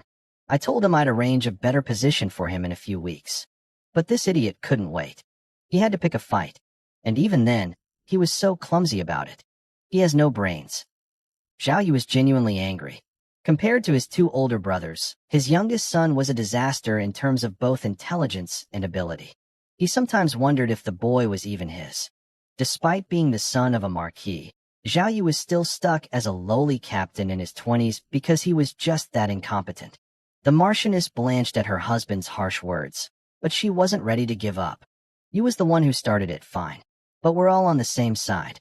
If there's a problem, they should sit down and talk. Why be so violent? If he wasn't an 8th-rank martial artist, those 100 strikes would have killed him." A flash of hidden rage crossed the Marquis's face, but he suppressed it. "Military matters aren't like tea parties. The boy just took office. My son led a group to humiliate him on his very first day.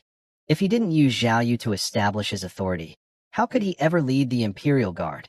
The moment that fool decided to cause a scene, there was no way this would end well." The Marquis knew how the army worked. He had led troops himself. He was disappointed. The strategy was just too crude. If it were him, he would never have challenged a superior openly on day one. He would have waited, stayed in the shadows, and tripped the kid up later. "So we just let it go," the Marchioness snapped. "He kicked him out of the guard. Does a small-time colonel even have that kind of power?" "Enough," the Marquis repeated. "I have my own plans. He might not have the official power to expel him, but your son was stupid enough to give him every legal reason to do it. If I report this higher up, the result will be the same. For now, stay quiet. Do not send anyone after him.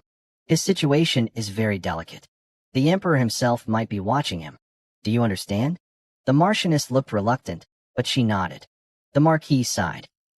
His older sons took after him, but it seemed the youngest had inherited all of his mother's wisdom, which was to say, none at all.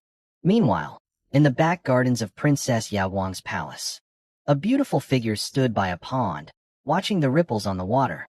Lotus leaves floated peacefully, and pink and white flowers stood tall, like shy dancers. Goldfish darted between the stems. It was a perfect, silent painting. Then, a girl in yellow robes came rushing in, breaking the silence. "Princess, I just got news about Xiachun. Do you want to hear it? He started his new job today, didn't he?" The princess didn't turn around. She kept her eyes on the lotuses.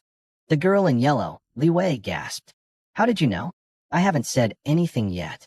Li Wei was one of the princess's personal maids. She knew the princess usually stayed within the estate and rarely paid attention to the gossip about the waste of the Marquis's house. "The Marquis of Jindong has been pulling strings for a position for days," the princess said, her voice cool and calm. "I heard it was the Imperial Guard. It wasn't hard to guess." "You're so amazing, princess," Li Wei chirped. She truly admired her mistress. "You should spend more time with Ziyu," the princess said, shaking her head. "Read more books. There is wisdom in them." "Books make me sleepy," Li Wei laughed, skipping over to the princess's side. "Ziyu likes reading. I like food. Food is much better." She leaned in closer, a playful blush on her face. "Princess, don't you want to hear more? This is your future husband we're talking about." According to tradition, when the princess married, her personal maids would also serve the groom. Li Wei was already thinking ahead. "I'm not interested," the princess said. She looked at her maid with a faint, teasing smile, but deep down, She really wasn't curious about the man the world called a failure. Princess, how can you be like that? Li Wei pouted. I'm going to tell you anyway, Li Wei said, a playful pout on her lips. She grabbed the princess's arm and quickly recounted everything that had happened with me at the Imperial Guard barracks. As the princess listened, her calm expression finally flickered. He disabled Zhao Yu's arms in a single move? Yes. They said he was incredibly fierce. Li Wei nodded vigorously, her eyes wide with excitement. He faced an entire camp alone, and not a single person dared to step forward. They were all terrified. Did his family's guards help him? The princess asked. No, he did it all himself, Li Wei replied. The princess fell silent, her gaze turning thoughtful. Li Wei might have been a bit of a scatterbrain, but she wasn't stupid. She saw the look on her mistress's face and grew curious. Princess, is something wrong? For 600 years, the Marquis of Jindong's estate has had a rule, the princess said slowly. No descendant can join the military until they reach the 8th rank, the essence refining realm. The fact that Xia Chun was allowed out means he reached that rank. But he was supposed to be a martial arts failure. She paused, her brow furrowing. I thought perhaps the Marquis used expensive medicinal herbs to force his breakthrough, but even then, a forced rank doesn't grant that kind of power. His actual combat strength must be at the 7th rank, the spirit refining realm. You can buy a rank with medicine, but you can't buy talent. Maybe he ate some kind of god-tier pill? Li Wei suggested, her eyes sparkling. There is no such pill, the princess muttered. Is the Xia family hiding something? She began to wonder. Every rumor about my trash status had come from within the Xia family itself. No one on the outside had actually met me. Was it a deliberate lie? But why hide a genius? The Xia family already had several famous young talents in this generation. One more wouldn't hurt. It didn't make sense. Keep an eye on Xia Chun, the princess commanded. Report everything to me. She looked over and saw Li Wei already licking a candied hawthorn stick she had pulled from somewhere. The princess couldn't help but laugh and shake her head. I'll keep watching, Li Wei chirped, pulling a second stick from her sleeve. Princess, do you want one? There's so much good food outside the palace. Life out here is way more fun. She shoved the snack into the princess's hand. 15 minutes later, the cold, elegant princess was walking through her garden, licking the candied fruit. It was surprisingly sweet. A small smile touched her lips. Meanwhile, my afternoon was much less relaxing. I spent my time summoning both camps under my command to memorize every single face. By the end of the day, I knew all 200 of them. It seemed like a small task, but in a world of betrayal, knowing exactly who follows you is everything. I appointed my cousin, Xia Hui, to lead the first camp. He was already at the 7th rank and had previously served as a commander of over 1,000 men at the border.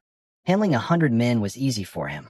Even though my appointment bypassed the usual red tape, the commander, Li Wenzhong, didn't object. He was happy to do me a favor. He knew Xia Hui was only here temporarily. If I ever left the Imperial Guard, Xia Hui would follow me without a second thought. That night, I returned home. I was supposed to be on patrol, but my camps had already finished their rotation for the week. Since I couldn't go out to the taverns to listen to music and gather info, I stayed in my room. Young master, Xia Qian's voice called from outside. Come in, I said. He entered with a stack of documents. These are the internal files on the Great Qin spies you asked for. Since you're now a captain in the Yulin Guard, you have the authority to see them. I began to read. The capital had been in a state of unrest lately, and the emperor was furious. The lantern bearers, the emperor's secret police, had been making mass arrests. I flipped the page, and my blood ran cold. The defense maps for the northwest border had been stolen. The Great Wu Empire shared a border with the Great Qin and Great Feng nations. 20,000 troops were stationed there. If those maps reached the enemy, it would be a catastrophe. No wonder the emperor was losing his mind. The maps were stolen directly from the Ministry of War without anyone noticing. I whispered to myself. There's a mole inside. For decades, our three nations had been locked in a stalemate, but the theft of these maps signaled a coming storm. Great Feng had likely recovered its strength since the last big war 36 years ago. They were getting closer to Great Qin, forming an alliance against us. I kept reading. The file stated that a low-level clerk named E had stolen the maps and passed them to a blacksmith in the western city. By the time the lantern bearers arrived, both men had already committed suicide. The trail went cold. It had been 6 or 7 days. Those maps were likely already across the border. I leaned back on my bed, staring at the ceiling. Something was wrong with the report. A low-level clerk couldn't have bypassed the core security of the Ministry of War alone. Furthermore, the clerk lived in the northern city, while the blacksmith lived 20 miles away in the western district. The theft happened at night during a strict curfew. Unless they had special transit passes, neither man could have walked that distance. There had to be a middleman, someone with enough power to move freely at night. Why wasn't the middleman mentioned in the file? Was it an oversight, or was someone in the secret police intentionally hiding the truth? I lay there in the dark, realizing the conspiracy went much deeper than a simple theft. The only people allowed to move freely at night were the Imperial Guard and the lantern bearers. That meant both groups were suspects. Even worse, it suggested that both organizations had been deeply infiltrated. I sat there, peeling back the layers of the mystery, but my information was too limited. I could only deduce so much from a single file. I suspected this report was incomplete. The lantern bearers were professionals. Whether they were investigating a crime or gathering intelligence, they always knew more than they let on. Unfortunately, I didn't have the authority to demand their internal files. Even if I showed up at their door, the Yulin Guard was only there to assist. In their eyes, we were nothing more than hired muscle. It was common knowledge that the Yulin Guard sucked at detective work. Usually, we just waited for the big shots to finish the investigation so we could show up at the very end to kick down doors and make arrests. Because of that, neither the lantern bearers nor the Ministry of Justice ever told us more than they absolutely had to. With those heavy thoughts swirling in my head, I finally drifted off to sleep. The next morning, I arrived early at the Yulin Guard Yamen. As soon as I stepped into the backyard barracks, I ran into Li Shi, the man who had guided me in the day before. He was beaming with a greasy, enthusiastic smile and scurried over to me, holding up a paper bag. "Morning, boss. Want a bun?" He held the bag out eagerly. I went out of my way to get these from the Kwanbuli shop. Best buns in the entire capital. Try one. I squinted at him.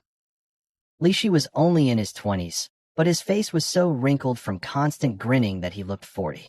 Yesterday, this kid had led me straight into a confrontation at the main tent. I still wasn't sure if he was trying to set me up or if he just liked watching the chaos. "Boss, they're seriously amazing," Li Shi continued, seemingly oblivious to my scrutiny. "The buns from this place are hard to get. You usually have to pre-order." He practically tried to shove the bun into my hand, acting as loyal as a golden retriever. I glanced at him, then at the bun. It did smell incredible. "The buns are fine, but the name Kwanbuli is a bit ugly," I said, taking a bite. "Dogs are loyal friends. They don't betray their masters. If one did, I imagine it would end up as the filling for one of these." I looked down at the bun in my hand. The dough was thin, and the meat filling was huge. It was delicious. No wonder the high-ranking officials in the capital loved this place. I kept eating, acting like I was just making idle conversation. Beside me, Li Shi's expression flickered. He wasn't stupid. He knew I had seen through his little game from yesterday. I had beaten the son of the Marquis of Jinwu into a bloody pulp the moment I arrived. I clearly wasn't someone to be trifled with. If I decided to hold a grudge and make his life miserable, his career was over. "The buns are good," I said, just as Li Shi began to panic. "Bring me a serving every morning from now on." Before he could even process the words, I had already walked past him. Li Shi froze. Then a look of pure relief washed over his face. "You got it, boss. I'll bring you breakfast every single day," he shouted after me, his voice cracking with excitement. I stopped for a second, a strange look on my face. Every day? If people heard that, they'd think he was trying to date me. I took another bite of the bun and shook my head. Seriously, that name, Kwanbuli, was really terrible. By noon, Li Shi was back. His face was scrunched up into that same comical, wrinkled smile. "Boss," he whispered, leaning in close with a lecherous grin. "After we clock out tonight, I'm taking you somewhere fun." He was bold. Even though he was just a minor squad leader and I was a commandant, several ranks above him, he insisted on calling me boss, to close the distance between us. I looked at him skeptically. I knew exactly what he was hinting at. In a world with so little entertainment, fun at night usually meant one of three things: drinking, listening to music, or interacting with girls. The high-end brothels in this city were like luxury clubs. The women were stunning, but the prices were insane. A single night could cost a normal family half a year's income. And that was just for the basics. If you wanted to see a top-tier courtesan, money wasn't even enough. You needed status. Because of that, the lower-tier establishments were much more popular. They weren't as fancy, but they were affordable and high value. To be honest, I was actually looking forward to it. Sure, I was a gentleman, but a leader needs to bond with his men, right? I've got nothing going on tonight, I said, patting him on the shoulder. Since you're being so mysterious, I'll follow your lead. You've got a bright future, kid. Li Shi beamed and hurried off to make the arrangements. Being the boss was great. People handled the entertainment, and I didn't even have to reach for my wallet. I wondered how this would compare to the clubs back in my old world. I told myself this was purely for cultural research. The rest of the day was quiet. In the afternoon, I took my men out for a patrol. The capital was incredibly prosperous. Behind me, Xia Qian looked like a tourist, his eyes darting everywhere in awe. We passed by Princess Yao Guang's estate, and I caught a glimpse of the two massive stone lions guarding her gate. I didn't linger. I spent the rest of the patrol memorizing the layout of the city, specifically the locations of every major brothel. Not for my own pleasure, of course. I was a man of virtue. When night fell, the man of virtue followed Li Shi out of the Yulin Guard Yamen. I brought Xia Qian along, and we slipped into a quiet side alley. As we walked, I realized something was wrong. We were heading in the opposite direction of the red light district I had scouted earlier. Boss, we're almost there, Li Shi chirped, his face practically glowing. Music, dancing, the works. I know your family keeps a tight leash on you. You had to train until you hit the 8th rank, so you probably never got to stay out late. Tonight, it's on me. I'll show you the real nightlife of the capital. I didn't say anything, but Xia Qian's face was already turning bright red behind me. He had never been to a place like this either, though he'd heard the kitchen servants whisper that these were the most magical places on earth. This isn't the way to Suyu Street, I noted calmly. Aren't all the best spots concentrated over there? I felt a sudden chill of suspicion. Was this a trap? And part of me wondered if the Zhao family was looking for revenge. Leading me into a dark, narrow alleyway was the perfect setup for an ambush. Li Shi must have sensed my hesitation. He quickly leaned in, his voice low and reassuring. He explained that common pleasure houses were too low class for someone of my status. A regular brothel was too public, and with my recent engagement to the second princess, a scandal was the last thing I needed. That's why I chose a place called Qingya Xiaozhu. Li Shi whispered like a conspirator. You can listen to music, watch the dancers, and even stay the night. Everyone wears masks inside. The privacy is top-notch. I looked at him, impressed. This kid was surprisingly thoughtful. Maybe he really was a talent in his own way. In the Great Wu Dynasty, visiting these places wasn't considered a disgrace. For scholars, it was actually seen as a refined, cultural pursuit. If a young man reached adulthood without visiting a high-end pavilion, he was considered a joke among the literati. I felt a wave of irony. These scholars were truly thick-skinned, turning a visit to a brothel into a point of pride. I remembered from my past life's knowledge that when the future empress eventually took power and unified the land, she would strictly ban this entire industry. Back then, the players in the game were devastated. They lamented the loss of the good old days they never got to experience. One player even tried to start a rebellion against the empress just to restore the glory of men. She killed him with a single slap. I thought you were taking me to the Jia Fangxi, I joked. Li Shi gave a bitter laugh. He told me he couldn't possibly afford that place. Just walking through the door cost 5 taels of silver. Drinks and music were extra. If you wanted a girl to stay, you needed at least 10 taels. His eyes filled with longing as he talked about it. He had heard the women there were incredible. Most were the wives and daughters of disgraced officials. There was a certain thrill in knowing the woman you were with used to be the family of your superior or a high-ranking peer. That kind of status-driven satisfaction couldn't be bought with money alone. I stayed silent as we walked, listening to Li Shi explain the rules of the game.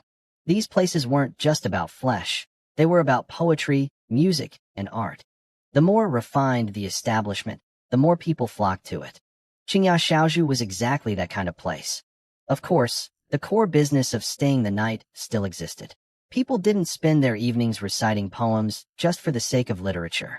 We soon reached a secluded courtyard that blended perfectly with the surrounding houses. A simple sign hung by the door, Qingya Xiaozhu. To an outsider, it looked like a normal residence. The name is elegant, I remarked. It was a clever cover for a place of spiritual exchange. Li Shi knocked on the door and continued his briefing. He told me the owner, Miss Qingya, was quite famous in the capital. Even high-ranking officials visited her. Entering the courtyard required a fee, but staying the night was a different story. That depended entirely on whether Miss Qingya found you talented enough. If she didn't pick you, you could still choose from the maids and servants.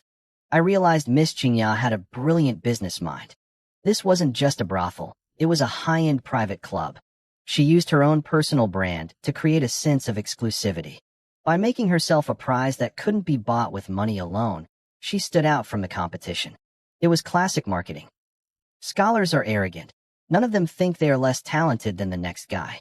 The more she turned them down, the more they wanted to come back and try again. Her customer retention rate must have been insane. I was genuinely curious to see this woman now. A small, round-faced maid peeked out from behind the door. She looked cute and innocent.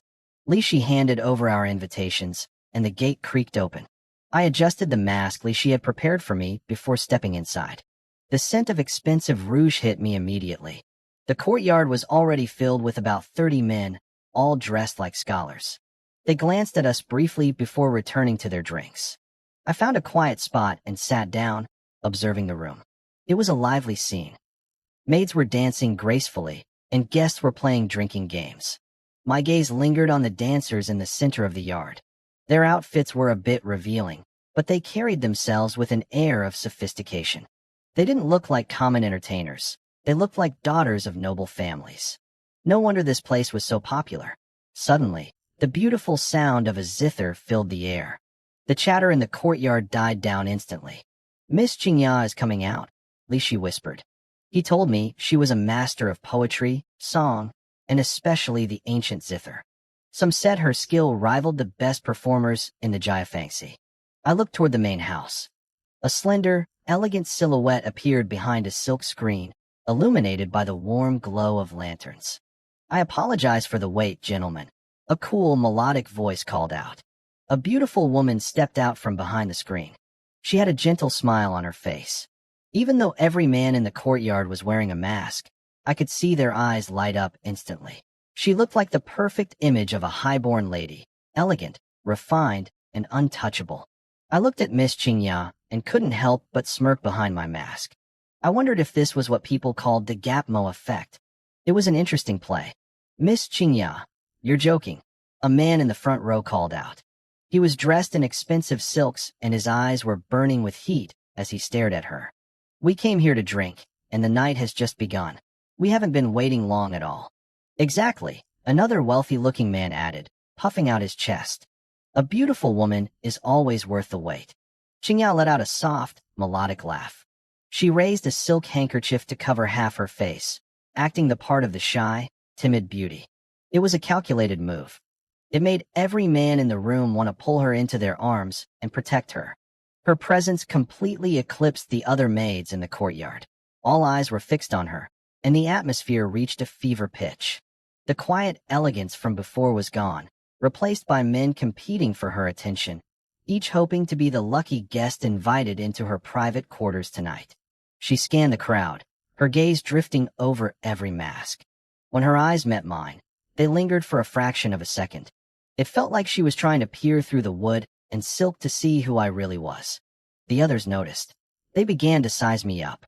Even though I was masked and just sitting there casually sipping my wine, I knew I stood out. Some people are just born to be the center of attention. They started whispering, wondering if I was some hidden prince or high-ranking noble. But the tension didn't last long. In a place like this, we were all just customers. With our masks on, it was a level playing field. Gentlemen, Qingya said with a smile, why don't we start with a game of flowerless orders? It was a classic scholars game. We had to take turns reciting poetry based on specific keywords. If you failed, you drank. It required a solid grasp of literature. Most of the men nodded confidently, eager to show off. I played a few rounds and recited a few lines. I made sure to stay under the radar. I didn't want to stand out too much. Being from the Marquis household, I'd been forced to study the classics since I was a kid. I wasn't a grand scholar, but I knew enough to hold my own. Time slipped away as the games continued. We moved from poetry to drinking games, and finally to a full-on verse competition. The atmosphere was electric. I had to hand it to Qingya. She was a pro. She knew exactly how to pace the evening to keep the excitement building.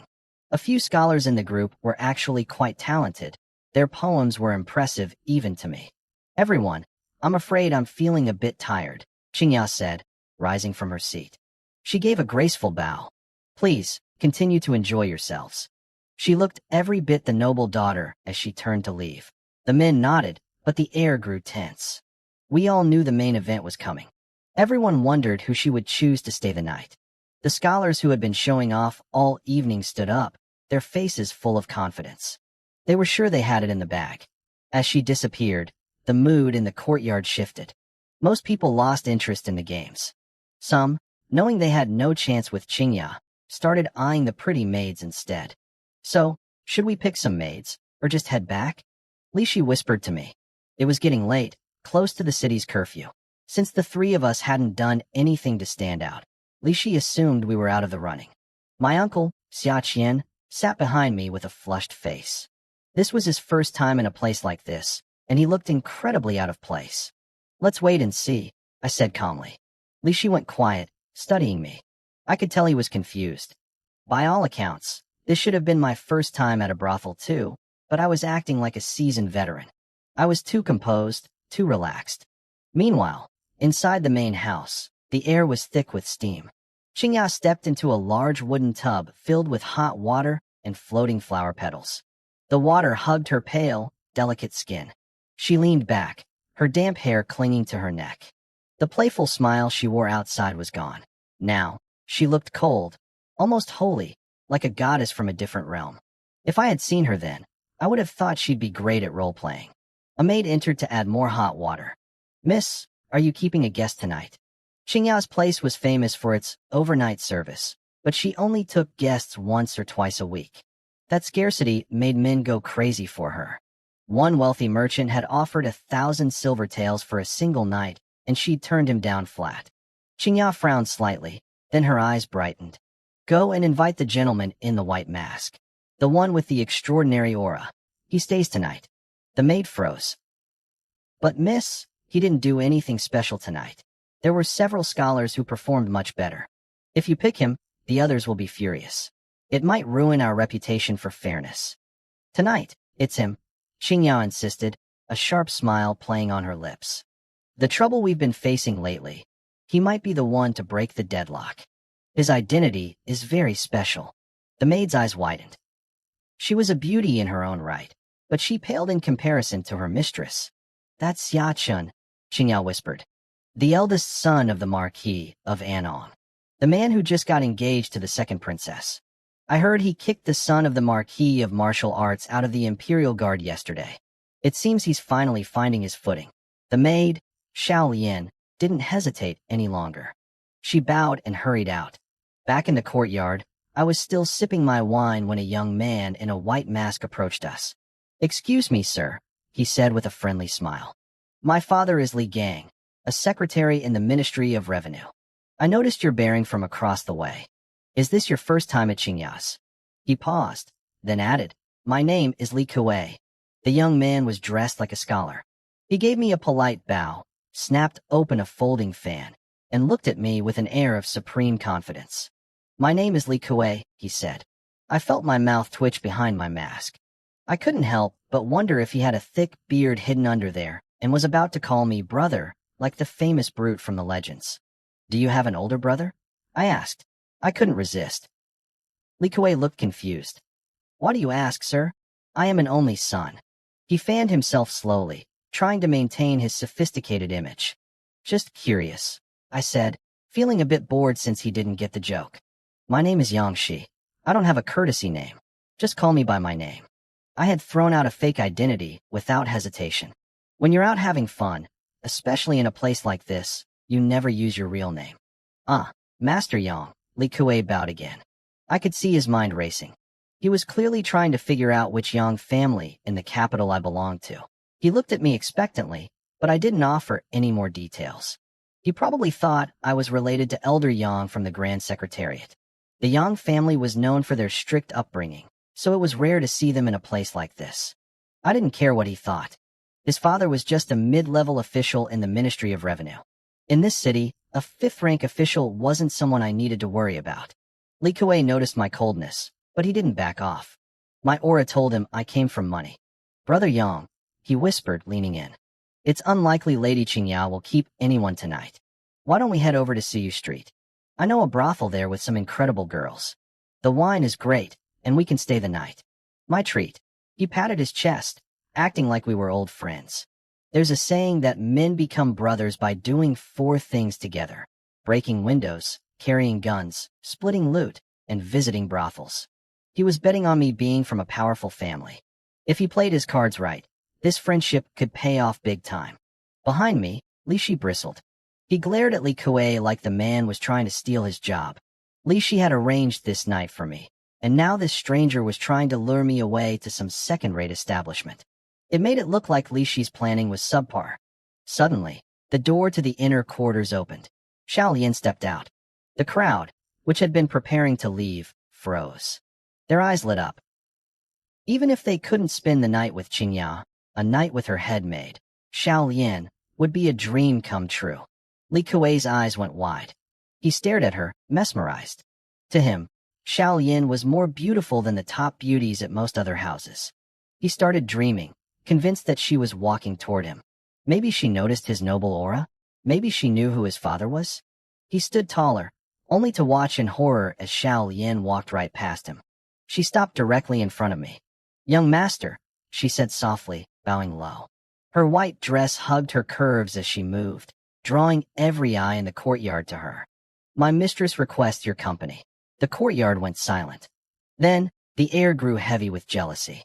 People remembered me now. Qingyao had looked at me for a second longer than the others earlier, but I hadn't done anything impressive during the games. I had been unremarkable. Several scholars stood up, their faces flushed with anger. "This is unfair," one shouted. "He did nothing special tonight. Why him?" Li Kuei was turned to stone. He had just finished telling me it was impossible to stay here, and now I was being invited in. He looked at me, bewildered. Was it just because my mask looked better? Xiao Lian took a deep breath and smiled at the rowdy crowd. "Gentlemen, the choice of who stays is entirely up to my mistress. Her mind is made up. Please, return another day." She turned back to me. "This way, please." I stood up and looked at Xia Qian and Li Shi. "You two head back first." Xia Qian started to protest, but Li Shi pulled him back, grinning ear to ear. "Understood, boss. But don't forget to wake up early. We have a mission with the lantern bearers tomorrow." He leaned in and gave me a look that said I knew you had it in you. I ignored him and followed Xiao Lian. As I passed the stunned Li Kuei, he grabbed my sleeve. "Brother Yang," he hissed, his eyes searching mine. "What's the secret? How did you get her to pick you?" I paused for a moment, then patted his shoulder. Maybe I'm just more handsome than everyone else. I didn't wait for a reaction. I walked away, leaving them with nothing but the sight of my back. A few scholars tried to rush after me, but 2 massive bodyguards stepped out from the shadows, blocking their path. The scholars immediately sat back down, suddenly remembering their manners. I stepped inside the room. The layout was even more grand than the courtyard. I kept my pace steady, following Xiao Lian deeper into the estate. I took everything in as I walked, scanning every detail of the estate. "Young master, we've arrived," Xiao Lian said. We stopped at a room in the inner courtyard. She didn't move to open the door, signaling for me to go in alone. I hesitated for a second at the threshold, my eyes catching a glimpse of a graceful silhouette through the paper screen. I didn't let the doubt linger. I pushed the door open and stepped inside. Immediately, a thick fragrance hit me. It was strange and intoxicating, a mix of fresh flowers and the natural scent of a woman. It smelled incredible. Qingyu was sitting at her dressing table. She didn't acknowledge me at first, quietly focusing on her reflection. The bronze mirror showed a face as beautiful as a lotus flower. Droplets of water clung to the tips of her hair, sliding off like tiny pearls. She picked up a silk handkerchief and slowly wiped the moisture away, her movements as gentle as a breeze brushing against spring petals. Then, she picked up a wooden comb and ran it through her dark, cloud-like hair. From top to bottom, stroke after stroke, each movement released a faint, ghostly fragrance. Her long hair became smooth and lustrous under the candlelight, shining like black jade. She wore only a light robe, yet not an inch of skin was exposed. Her cheeks were flushed and glowing. She had the refined air of a high-born lady, and the sight made the atmosphere in the room feel suddenly, dangerously tempting. I watched her in silence. I didn't want to ruin the moment. "You certainly have a lot of patience, young master." A cold, clear voice rang out. Qinya turned her head, revealing a face that could literally topple kingdoms. "To ruin such a beautiful scene would make me seem quite unrefined," I said with a light laugh, playing the part of the breezy playboy. "You are already in my room," she said, her eyes trailing over me with a hint of playfulness. "Are you still not going to take off that mask?" She stood up and walked slowly toward me. "I was thinking," I replied, a smirk playing on my lips. "Keeping the mask on might make things more interesting." Qinya froze for a second. She didn't quite catch my meaning at first, but she was sharp. She realized I was talking about what would happen later in the night. She let out a soft, mental cold snort. Men, she thought. They're all just after the same thing. I sat down at the table and glanced at her figure, specifically her chest. I couldn't help but think that with a body like that, she could probably execute a high-level martial arts move like the 10,000 Thunder Strike. "The moonlight is beautiful, and the night is long," I said, my voice dropping an octave. "If you really want to see, I suppose we should be honest with each other." I reached up and pulled off the mask. Under the flickering light, my face was revealed. Sharp features, deep and bright eyes, a high bridge to his nose, and a faint, knowing smile on my lips. My skin looked as clear as white jade in the shadows. Qinya had caught a glimpse of me before with her special technique, but that was a hurried look from a distance. Now, we were inches apart. Her gaze froze. She tried to look away naturally, but she couldn't. What a handsome face, she thought, unable to stop herself from admiring me. It was the first time she had seen a man with such peerless features. Subconsciously, her mind drifted to the second princess. The princess is getting a bargain. With a husband who looks like this, she'll never get bored in the bedroom. Realizing where her thoughts were going, Qinya's face turned bright red. She quickly looked away, trying to regain her composure. "Your appearance is truly extraordinary, young master," she said, forcing a smile. "You could probably compete for the title of the capital's most handsome man." She explained that some bored people in the city had created a ranking list. They picked the 4 most beautiful women and the 4 most handsome men. They called them the 4 great beauties and 4 great gentlemen. It was a bit tacky, but the 8 people on that list were said to look like immortals. "So, you've seen these so-called 4 great gentlemen?" I asked, pouring myself a cup of tea. I made myself at home, acting like I owned the place. "I've had the honor of meeting one," she said, moving closer until I could smell her perfume. She sat down beside me. "But compared to you, he falls a bit short." She wasn't just flattering me. According to her intel from the Imperial Guard, I was only 17. In a year or two, when I reached adulthood, my looks would peak even further. I almost laughed. I was basically becoming the male version of a legendary beauty. I had spent 17 years hidden away in the Marquis' estate, and now, the moment I stepped out, I was turning heads. Then I thought about my future wife, the woman destined to be empress. If she was the emperor, I really was going to be the pretty consort at this rate. Wait, the fake name I gave earlier was Yang. Everything was lining up in a weird way. "What are you thinking about?" Qinya asked, noticing my vacant stare. She wondered if her compliment had broken my brain. "Nothing," I said, snapping back to reality. I sat up straight and looked at her. "Drinking tea on a long night like this is so boring," she teased, her eyes bright. "I have fine wine here." She picked up a flask and filled a cup for me. "Tell me," I said, looking for a topic. "How beautiful are these 4 great beauties you mentioned?" I honestly didn't know much about the capital's gossip. Qingya looked surprised. You don't know? I thought men were obsessed with this. But she quickly slipped back into her professional role. These 4 women are all from incredible backgrounds. Unlike the men's list, their spots are undisputed. She started listing them off. One was the top disciple of the Heavenly Master Mansion. Another was the holy daughter of the Heavenly Dragon Temple. The other 2 were from the secular world, the daughter of Prime Minister Lin Hanpu, and the second daughter of the Emperor, Princess Yaoguang. I heard recently that Princess Yaoguang has been betrothed, Qingya added, watching my face closely, to a son of the Marquis of Anong. I kept my face like stone. No reaction. I didn't give her the satisfaction of knowing she was talking about me. People from the Heavenly Master Mansion and the Dragon Temple are on the list? I asked, genuinely curious. Those were the 2 pillars of Taoism and Buddhism in the empire. Their leaders were the strongest people alive, and they usually stayed out of worldly affairs. They didn't enter themselves, Qingya whispered in her soft, southern accent. But the public insisted on putting them there. And how do you compare to them, Miss Qingya? I asked. She blinked, then shook her head with a self-deprecating smile. How could I compare to them? Whether it's status, beauty, or temperament, I am worlds apart from those 4. I don't deserve the comparison. She stood up slowly and looked down at me. Young master. The sky was pitch black. Qingya didn't seem interested in talking anymore.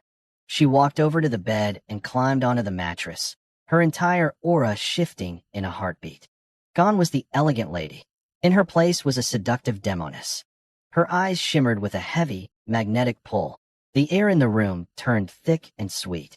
I smiled and walked toward her with lazy steps. It seems Miss Qingya is losing her patience, I teased. I sat on the edge of the bed, inches away from her. She pouted, her eyes filled with a fake, playful resentment. It's not that I'm impatient, she whispered. It's that you're too cold-hearted. Why waste such a beautiful night just talking? I laughed and leaned in, reaching out to pull this goddess into my arms. But as I moved, I felt a strange ripple of energy. It was a subtle, heavy force designed to make me drift off to sleep. It wasn't strong. I crushed the sensation instantly, but I didn't let her see that. This woman was definitely more than she appeared. I wanted to see her hand. Was this a trap set specifically for me? I let my body go limp and slumped onto the bed, pretending to fall into a deep slumber. Oomph, men really are all the same. The door creaked open and Xiao Yin, the maid, stepped inside. She spat on the floor, looking at me with pure disgust. He just got engaged and he's already running to a place like this, she hissed. She had been guarding the door the whole time. Qingya sat up, her seductive act vanishing. She was cold and dignified again. I didn't expect him to come here either, Qingya sighed. But it's a perfect opportunity. We can use him to feed the lantern bearers the information we need. They started talking, thinking I was dead to the world. They were members of Huang Chengxi, an intelligence network. Apparently, the lantern bearers were closing in on them because of some stolen military maps and a setup by the Phoenix State. Their network in the capital was taking heavy hits. Xiao Yin looked worried. But he's just a captain in the Imperial Guard. Will he actually be useful? Qingya looked down at me. He's a noble son trying to make a name for himself. He won't pass up a chance for a promotion. I'll pull him into a dream and plant the seeds. Tomorrow, he'll accidentally find clues at the Springflower House. She smiled, looking like a cat with a mouse. He'll think he's a genius for solving the case, never knowing he's just a knife in our hands. She leaned over me, her eyes glowing with a strange, watery light. 2 ethereal, blue butterflies drifted out of her eyes and dove into my forehead. That was her mistake.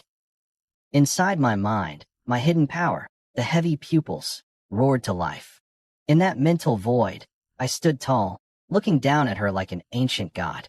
My eyes had 4 pupils, swirling with a terrifying, absolute authority.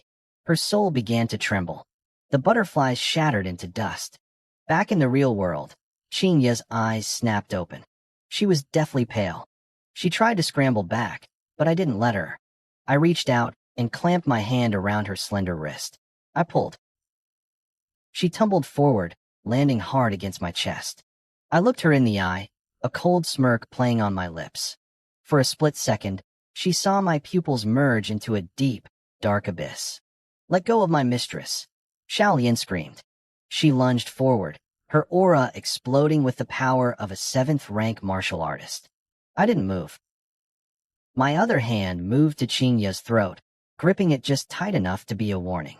I didn't realize the famous Miss Qingya was such a talented sorcerer, I whispered. I used my thumb to tilt her chin up, forcing her to look at me. Her heart was hammering against my chest. Her blue eyes were wide with terror. Trying to trap me in a dream? That's a dangerous game to play. Her face flushed a deep red, her skin growing hot under my touch. A sorcerer and a 7th-rank warrior hiding in a brothel. This was getting interesting. She felt the heat wherever my fingers touched her skin. It was as if my hands held some kind of dark magic, a sensation she had never experienced before. I watched the confusion flicker in her eyes. You weren't asleep at all, she whispered, her voice trembling. You heard everything we said. She tried to pull away, her mind racing. It was impossible. I had seen her pour the powder into the tea and the wine myself. It was a colorless, odorless sedative developed by the Royal City Intelligence Service, guaranteed to knock out even the strongest warrior.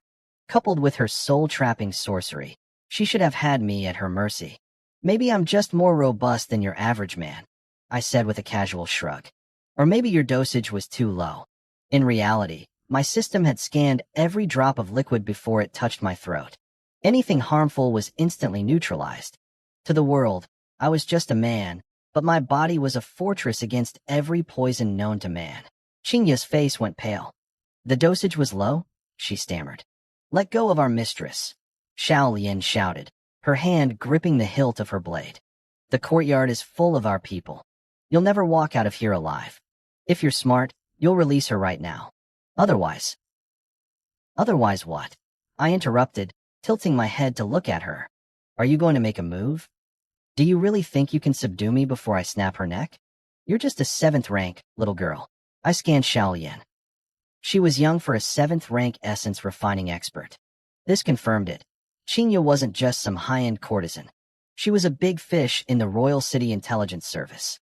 Catching her was better than finding a chest of gold. Go ahead, I challenged, my voice dropping an octave. Call your men. Maybe there's a 6th or even a 5th-rank expert out there who can take me down. But I'll remind you of 2 things. I leaned closer to Qingya, my breath brushing against her ear. First, those men out there aren't your family servants. They're intelligence agents. If they burst in and see their high and mighty mistress pinned to my chest like this, the scandal will ruin you before the executioner's axe even touches your neck. Second, it's past curfew. The lantern bearers and the Imperial Guard are patrolling these streets. If a fight breaks out here, how long do you think it'll take for a real master to sense the commotion? I let out a low, cold laugh and pinched Qingya's soft, silken cheek. I had sent my uncle and Lin Shi away for a reason. I knew exactly how to play this game, and I knew the city's security was my ultimate shield. The room fell into a suffocating silence. Xiao Lian's face was flushed with rage, her teeth grinding so hard I could hear them. She wanted to kill me, but she knew I was right. If the authorities came, none of them would escape. Young master, Qingya said, her voice finally regaining its calm. She looked me straight in the eye, her gaze searching mine. You clearly know who we are. Why don't you let me go so we can sit down and talk like civilized people? She realized now that the useless air of the Marquis of Anong was a lie. I was a predator she hadn't accounted for. Can't we talk right here? I asked, my fingers tracing the smooth line of her back. She shivered, her skin turning a deep shade of crimson as a jolt of electricity seemed to run through her. It wasn't romance, it was a reminder. I was the one in control. She was my prisoner. Fine, she gasped, trying to maintain her dignity. Since you heard us, I'll tell you the truth. We didn't steal the military deployment maps. The Great Feng Inspection Bureau set us up. They used us as a shield to draw the heat away from themselves. Why should I believe you? I countered. I don't care who stole the maps. I know your Royal City Intelligence. That's a fact.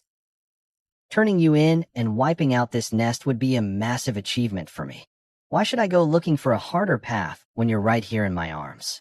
Qingya and Xiao Lian went silent. They couldn't argue with that logic. To the authorities, a spy was a spy, regardless of which agency they served. However, I continued. watching their eyes light up with a sudden, desperate hope. I have another proposal. If the inspection bureau has moles in your organization, I'm sure you have people in theirs. Give me the locations of their secret branches in the capital. Give me the evidence that they stole the maps. Do that, and I'll let you go. Their emotions were on a roller coaster. Qingya looked at me with a mix of fear and newfound respect. I wasn't just some ambitious soldier. I was aiming for something much bigger. Destroying a small nest of spies was a good start, but it wouldn't be enough to catch the Emperor's eye. If I could expose the inspection bureau and recover the maps, I would bypass the middle management of the lantern bearers entirely. I only had 5 years before the coup. I couldn't afford to be a lowly 7th-rank captain forever. I needed to rise, and I needed to do it fast. How can I trust you? Qingya asked. If I give you the intel and you arrest us anyway, I lose everything. You can't, I said, my hand moving to her chin, forcing her to look into my eyes. The only thing you can trust is my word. You can choose not to gamble, but look at your situation. Do you really have a choice? As I spoke, I let a hint of the heavy pupil's power leak out. The air seemed to ripple. For a second, Qingya saw that terrifying, godlike gaze again. Her mind went blank, her resistance crumbling under the weight of an authority she couldn't understand. The silence lasted for a long time. Finally, her lips parted. Fine, she whispered. I'll give you the files on the inspection bureau. The next morning, the sun poured into the room like a sea of liquid gold. Qingya slowly opened her eyes. Her entire body felt heavy and exhausted. Her waist ached, and her legs felt numb, especially her knees, which were bruised as if she had been kneeling for hours. Memory flooded back. She sat up abruptly and looked at the space beside her. I woke up and found a man sleeping right next to me. My heart skipped a beat as I realized his hand was still draped firmly over my waist. I tried to shift away, but the movement only made his grip tighten. He pulled my body flush against his chest, his skin radiating a natural, steady heat. My face burned bright red. I looked down at myself and let out a small sigh of relief. My clothes were still on. They were messy and wrinkled, but I was still wearing the same outfit from last night. Good morning, Xiachen said. His eyes were closed, and his voice was thick with sleep, yet it carried clearly through the room. Can you let me go now? I asked, trying to keep my voice steady. I had spent years gathering intelligence using my secret identity, but I had never let a man touch me. I usually used my spells to trap targets and illusions. I was still pure, or at least, I had been until last night. Now, after spending the night in the same bed with this man, things felt different. I bit my lip, watching him with a mix of frustration and confusion. My reputation as the future princess consort's fiancé was one thing, but my personal dignity felt like it had been trampled. Not yet, he muttered, still not opening his eyes. This courtyard is full of your people. If I let you go and they rush in to tear me apart, what then? He was incredibly cautious. Even in his sleep, he seemed to see everything. He had stayed the night because of the city-wide curfew, but he hadn't let his guard down for a second. Is the information I asked for ready? He asked. I took a deep breath, trying to ignore the heat of his hand on my hip. Xiao Lian, I called out. The door burst open instantly. Xiao Lian rushed in, her eyes bloodshot from a lack of sleep. She was clutching a long blade, her face twisted with murderous intent. Miss, did this bastard do anything to you? She screamed. She had spent the entire night standing in the courtyard because Xia Chun had kicked her out of the room. I'm fine, I said, though my voice wavered. I remembered the middle of the night. I had thought he was asleep and tried to break for the door. The moment I tried to circulate my energy, he had reacted as if he had eyes in the back of his head. He pinned me down instantly. As punishment for my disobedience, he had forced me to remain in a humiliating, kneeling position for hours. That was why my knees were bruised and aching now. He only let me lie back down once I was completely exhausted. This teenager was a monster. Xiao Lian looked at my disheveled state and grew even more frantic. Even if she hadn't heard any screaming, she knew we had shared a bed. Everything that needed to be done was done, Xiachen said, waving Xiao Lian over like she was a common servant. Now give me the files. It's late, and I have to get to work. His casual attitude made Xiao Lian's blood boil. Xiachen checked the time. If he didn't show up at the office soon, Xiachen and Li Shi would probably think he had spent the night being too active and ended up with weak legs. He couldn't have them thinking he lacked stamina. Give him the files, I commanded. I didn't know what work meant in his context, but I was done struggling. I hadn't won a single exchange with him all night. Xiao Lian retreated reluctantly and returned a moment later with a stack of papers. She practically shoved them into his hands. Xia Chun lounged back on the bed, taking the documents with one hand while finally releasing me with the other. I felt a wave of relief as his hand left my shoulder. Our clothes were so thin and messy that it had felt like there was barely any barrier between us. Even though he was focused on the papers now, I didn't dare move. I had learned my lesson. He could sense movement even while sleeping. It was a terrifying ability. Interesting, Xia Chen smiled, flipping through the pages. Your Imperial City Intelligence Bureau has planted quite a few people in the Inspection Bureau. The three great shadow organizations, the Lantern Bearers of Great Wu, the Imperial City Intelligence of Great Qing, and the Inspection Bureau of Great Foam, were constantly infiltrating each other. The capital of Great Wu was the Lantern Bearers' home turf, but everyone knew spies from the other two nations were hiding in plain sight. It was a stalemate. If the Lantern Bearers wiped them all out, a new batch would just arrive the next day. We usually stick together with the Inspection Bureau, I said coldly. But this time, they tried to use us as a shield. They deserve whatever is coming to them. Xiachen finished the files and went silent. Suddenly, he bit his finger. A drop of bright red blood appeared, shimmering with a strange, pulsing energy. Open your mouth, he said calmly. I hesitated. As a sorceress, I knew that blood could be used for dark, binding spells. Before I could protest, he grabbed my chin, forced my mouth open, and shoved his bleeding finger inside. I coughed, my breath hitching as I tasted the copper. What did you do? It's a technique from my Marquis household, he said, wiping his hand. Even a martial artist can use it. My essence is in your blood now. No matter where you go, I can find you. I hope these files are accurate. If you stay obedient, we might have more chances to cooperate. He pinched my cheek one last time, grinning like a demon as he stood up from the bed. It's getting late, he said, his voice dominant and cold. Help me wash up and get dressed. He was treating my home like his own palace. I bit my lip, my mind racing with 1,000 ways to kill him, but eventually, I stood up. For the first time in my life, I began to serve someone else, combing his hair and straightening his robes. My technique was clumsy. Her movements were stiff, and she clearly had no idea what she was doing. I didn't care. I sat there with cold patience, watching her struggle to dress me and comb my hair. It was like taming a wild animal. If anyone from my old world saw this, they'd recognize it instantly as a compliance test. I needed to know she would obey, no matter how much she hated it. By the time I left her room, I felt refreshed. I walked into the Yamen office, and Xia Qian was already there waiting for me. He hurried over, eyes wide with curiosity. Young master, he whispered. On the other side of the room, Li Shi caught my eye. He had a knowing, lecherous smirk on his face. He jogged over and slapped me on the shoulder. Chief, how was last night? Li Shi asked, his voice full of that man-to-man understanding. I just smiled and patted his shoulder back. How else could it be? It was great. Li Shi let out a silly laugh, satisfied with the answer. I didn't waste time on details. My expression shifted, the smile vanishing instantly. I scanned the room. Are all the brothers here? I asked. Basically everyone, Xia Qian replied, confused by my sudden change in tone. Good. Assemble the Jia and E battalions. Now. Xia Qian froze. He didn't understand why I was calling a sudden assembly, but he knew better than to ask. Li Shi remained calm, sensing the tension. Within minutes, 200 men were moving.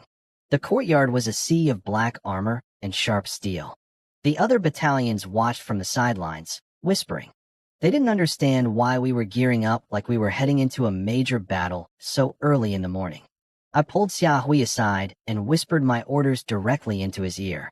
His eyes grew more serious with every word I spoke. We split into two groups. I told him firmly. Speed is everything. If anyone resists, shoot to kill. But the core targets? I want them alive. Bring them back. Yes, Commander. Xia Hui barked. In the camp, he used my official title, not young master. I stepped out in front of the ranks. Jia Battalion, follow Xia Hui. E Battalion, you're with me. I didn't explain a thing. 200 Imperial guards looked at each other, completely in the dark, but nobody dared to speak. Unless I ordered them to storm the Imperial Palace, they would follow without question. We marched out of the Yulin office, a wall of steel heading straight for the East District. Young master, what exactly are we doing? Xia Qian whispered as he caught up to my side. Don't ask. You'll see in a minute. Xia Qian swallowed hard and nodded. He knew that when I looked like this, blood was about to spill. 15 minutes later, we arrived at East Main Street. This was the heart of the capital's entertainment. Tea houses, theaters, and opera houses. This was where every trend in the Great Wu Dynasty started before spreading across the world. I stopped in front of a massive, famous theater, the White Moon Pavilion.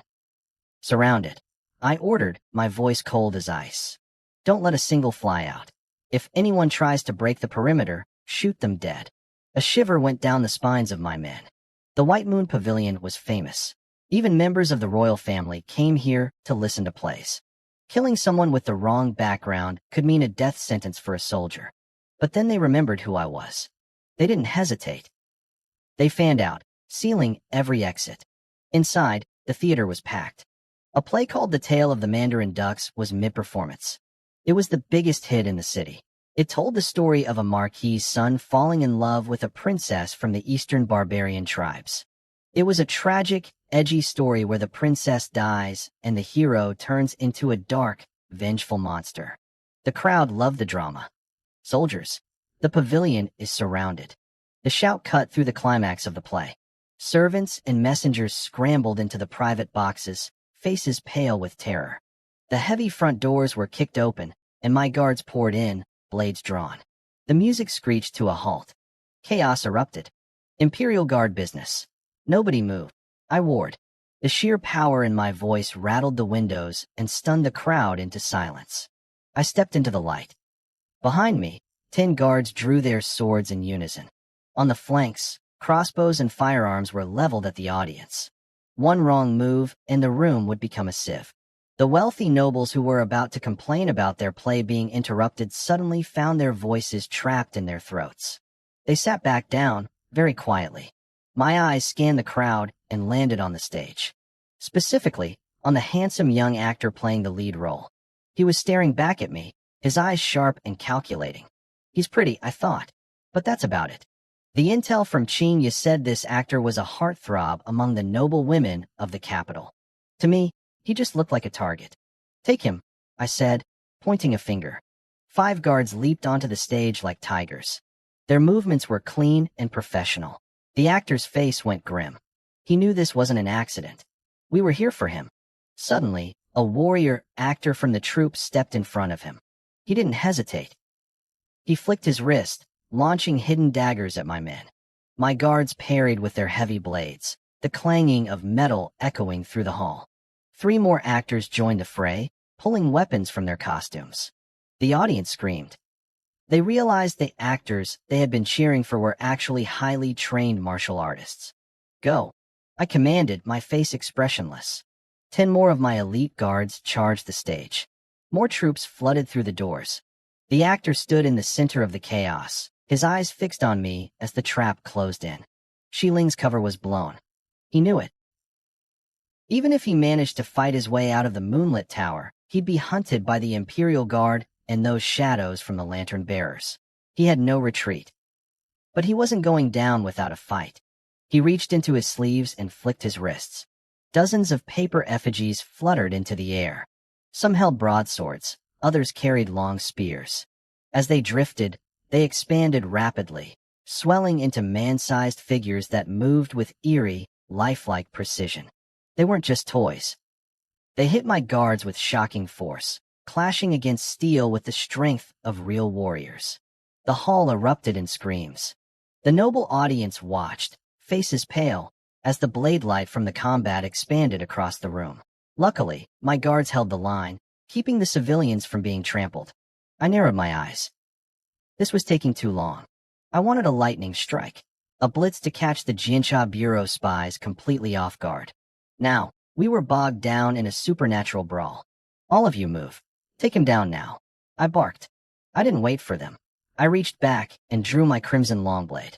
As I ignited my blood essence, the blade began to glow, heat radiating from the steel in shimmering waves. My aura surged, turning hot and oppressive. It was a power of pure yang, domineering and absolute. I stepped forward and swung. The blade sliced through the nearest paper effigy. It didn't just cut, it vaporized. The paper burst into a pillar of flame, turning to ash in seconds. These things could hold off 2 or 3 elite guards, but to me, they were just kindling. I led the charge like a tiger among sheep. One swing, one kill. Behind me, Xia Qian and the rest of the guards followed the path I carved through the chaos. My focus never left Xi Ling. The intel from Qin Yu was clear. This actor was a high-level operative for the Jianxia Bureau in the capital. He coordinated their movements. He was the one behind the theft of the military defense maps. He was the brain. Xi Ling looked grim, but he didn't panic. He was scanning the exits, looking for a gap in my formation. "Break through," he shouted, his voice cold. He threw out more paper figures, his face turning deathly pale. It was clear that animating these things drained his internal energy fast. "Go. I'll hold them back." The lead actor who had attacked first stepped in front of Xi Ling, brandishing a massive broadsword. I closed the distance in a heartbeat. The actor roared, swinging his blade downward with enough force to split a mountain. He wanted to cleave me in two. I already knew his move before he finished it. As he raised his arms, I lunged. To the onlookers, it must have looked like a miniature sun rose from my blade, blinding everyone in the room. When they could finally see again, the actor was frozen. A thin red line appeared down the center of his body. Then, before their horrified eyes, he slid apart. Two halves of a man hit the stage, blood drenching the floor. The noble women in the balconies shrieked, their faces white as sheets.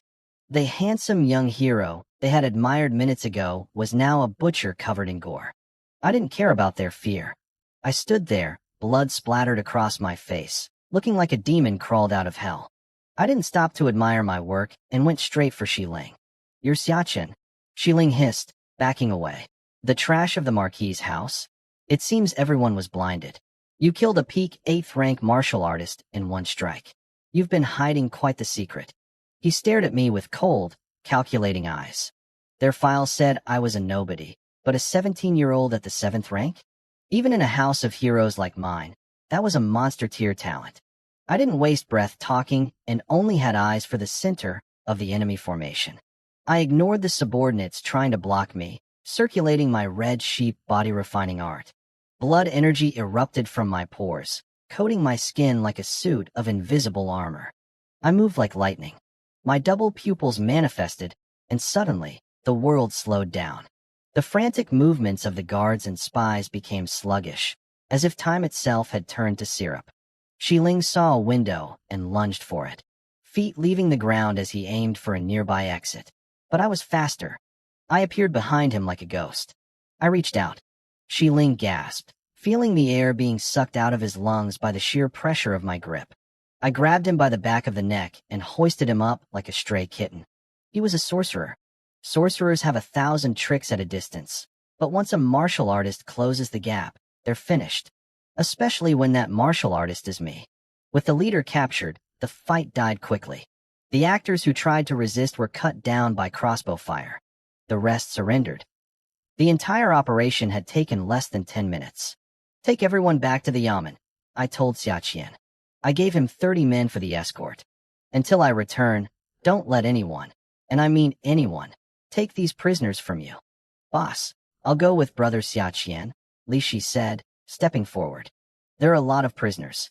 It's safer if I help." I glanced at him and nodded. My guards moved through the tower, pinning the captured spies and driving windsnow needles into their pressure points. These were special tools from the Celestial Master Mansion. Once they were in your system, your blood energy was locked down. You were as helpless as a civilian. Xi Ling glared at me, his eyes full of venom. "You came straight for me. You knew exactly who we were. You're trying to steal the credit from the lantern bearers, aren't you? You've hidden yourself for years. You're ambitious, Xiachen." He had expected the secret police. He hadn't expected to be taken down by a waste from a noble house. I still didn't answer him. Instead, I raised my fist and slammed it into the back of his head, knocking him out cold. It was violent, simple, and effective. I didn't hand him over to Li Shi. I kept him in my own grip. A few of you, follow me, I commanded, heading for the door. We have another stop. Speed was everything. I was going to break the Jinsha Bureau before they even knew the war had started. The history books would later call this the day the founding emperor broke the enemy's plot with thunderous speed. They would say he captured the foreign spies, recovered the stolen defense maps, and earned the nickname, the Jade-Faced Wolf. But in that moment, standing in the aftermath of the raid at White Moon Tower, I wasn't thinking about history. I was thinking about survival. As I led my men out, the silence of the street was heavy. I hadn't said a word during the entire fight. I just acted. I could feel the eyes of the city on me. From the balconies of the surrounding buildings, noble women and socialites were leaning out, their previous terror replaced by a sudden, frantic interest. "Who is that officer?" I heard a young lady whisper, her cheeks flushing red. "He's so handsome. Find out which house he belongs to. Is he married?" I didn't give them a second glance. My face remained cold, my movements mechanical. To them, I was a spectacle. To me, this was a war. High above the street, in the best private box of the White Moon Tower, two people watched me with the detachment of gods watching a play. One was a young man with an aura of effortless nobility, the third prince. Beside him sat a woman who radiated power and elegance, her every movement dripping with a quiet, dangerous charm. "Su Buliu," the third prince said, his voice light as he sipped his tea. "How was that officer's skill?" A swordsman emerged from the shadows of the corner. He held his blade close, his eyes sharp. This was Su Buliu, a genius known throughout the capital, a man rumored to be on the verge of reaching the 4th rank. "His control of blood energy is perfect," Su Buliu replied. "Every ounce of his strength was concentrated in the tip of that blade. He has already grasped the intent of the blade, a path of pure heat and power. In the 7th rank, he has few equals. I cannot say if he is hiding even more." The third prince looked intrigued. "If you were at the same realm, could you beat him?" Su Buliu paused. "I am currently at the peak of the 5th rank. If I suppressed my power to the 7th, I would win. But if you ask if the me of years ago could have beaten him, I would have to fight him to know." The prince raised an eyebrow. He hadn't expected such a high evaluation from a man as arrogant as Su Buliu. He smiled, a predatory look crossing his face. "Interesting. Find out who he is, and bring him to me. A seedling like that wasted in the Imperial Guard. It would be fun to have a dog like him at my heels." "There's no need to investigate." The woman beside him finally spoke. Her voice was sultry, filled with a knowing amusement. This was Princess Pingyang, the emperor's youngest sister.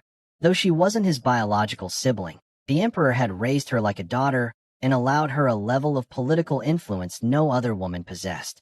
She leaned forward, her eyes dancing as she watched my retreating figure. "If I'm not mistaken, he's already family. That is Xia Chun, the eldest son of the Marquis of Anong, the one recently betrothed to Yao Guan." The third prince blinked in shock. "The trash of the Xia family? The one the Marquis ignored for years? How can he be this strong?" "My sources said he was beautiful," the princess murmured, tracing her jawline with a delicate finger. "But seeing him in person, those four great beauties of the capital don't even compare. My niece is quite lucky." I knew nothing of the eyes watching me from the tower. I was moving too fast to care. My next stop was a small inn, a known transit point for the Jinsha Bureau's intelligence. We hit it like a hammer. There was resistance, but my men mowed them down with crossbows before they could even draw their steel. "Search everything," I barked as we dragged the innkeeper out in chains. "Don't leave a single scrap of paper behind. Take it all." But when we reached the third location, a charity home for orphans and the elderly on the North Street, the trail went cold. The building was a hollow shell. Only a few confused children and bedridden old men remained. "Sir, there's no one here," one of my guards reported, sounding frustrated. "No documents, nothing." I stood before the tattered sign of the charity home, my jaw tight. From the moment we left the Yamen to now, less than an hour had passed. And yet, they had already cleared out. Their information network was terrifying. "Sir, where to next?" the guard asked quietly. My men still didn't even know who they were arresting. They just knew I was leading them into a storm. Back to the yamen, I said, waving them off. The snake had been startled. There was no point in chasing shadows anymore. As soon as I stepped back into the Feather Forest Guard headquarters, I saw Qin Mu waiting at the gates. His face was a mask of confusion and growing concern. "Xia Chun," he called out, rushing toward me. "I heard you took 200 men out the moment you arrived this morning. What is this? Why have you brought back so many prisoners?" He looked at the lines of bound men, his eyes widening. He was the commander, yet I had bypassed him entirely. In any other situation, he would have had me arrested on the spot.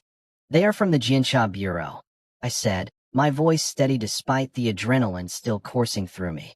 It was an emergency. There wasn't time to ask for permission. "I'll explain everything to the general myself." Qin Mu's face went pale. The Jinsha Bureau. I hadn't just conducted a raid. I had declared war. The look on Qin Mu's face was priceless. He wanted to scold me, but the words seemed to die in his throat. I leaned in, pulling him aside before he could make a scene. I kept my voice low, confidential. I told him I knew I had bypassed protocol, but I promised him that once the general heard the news, he wouldn't just be happy, he'd be ecstatic. I hinted that this credit might even be enough to get Qin Mu a promotion. I made sure to keep a polite smile on my face.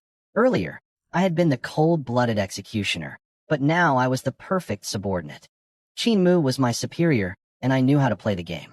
In politics, you want as many friends as possible and as few enemies as you can manage.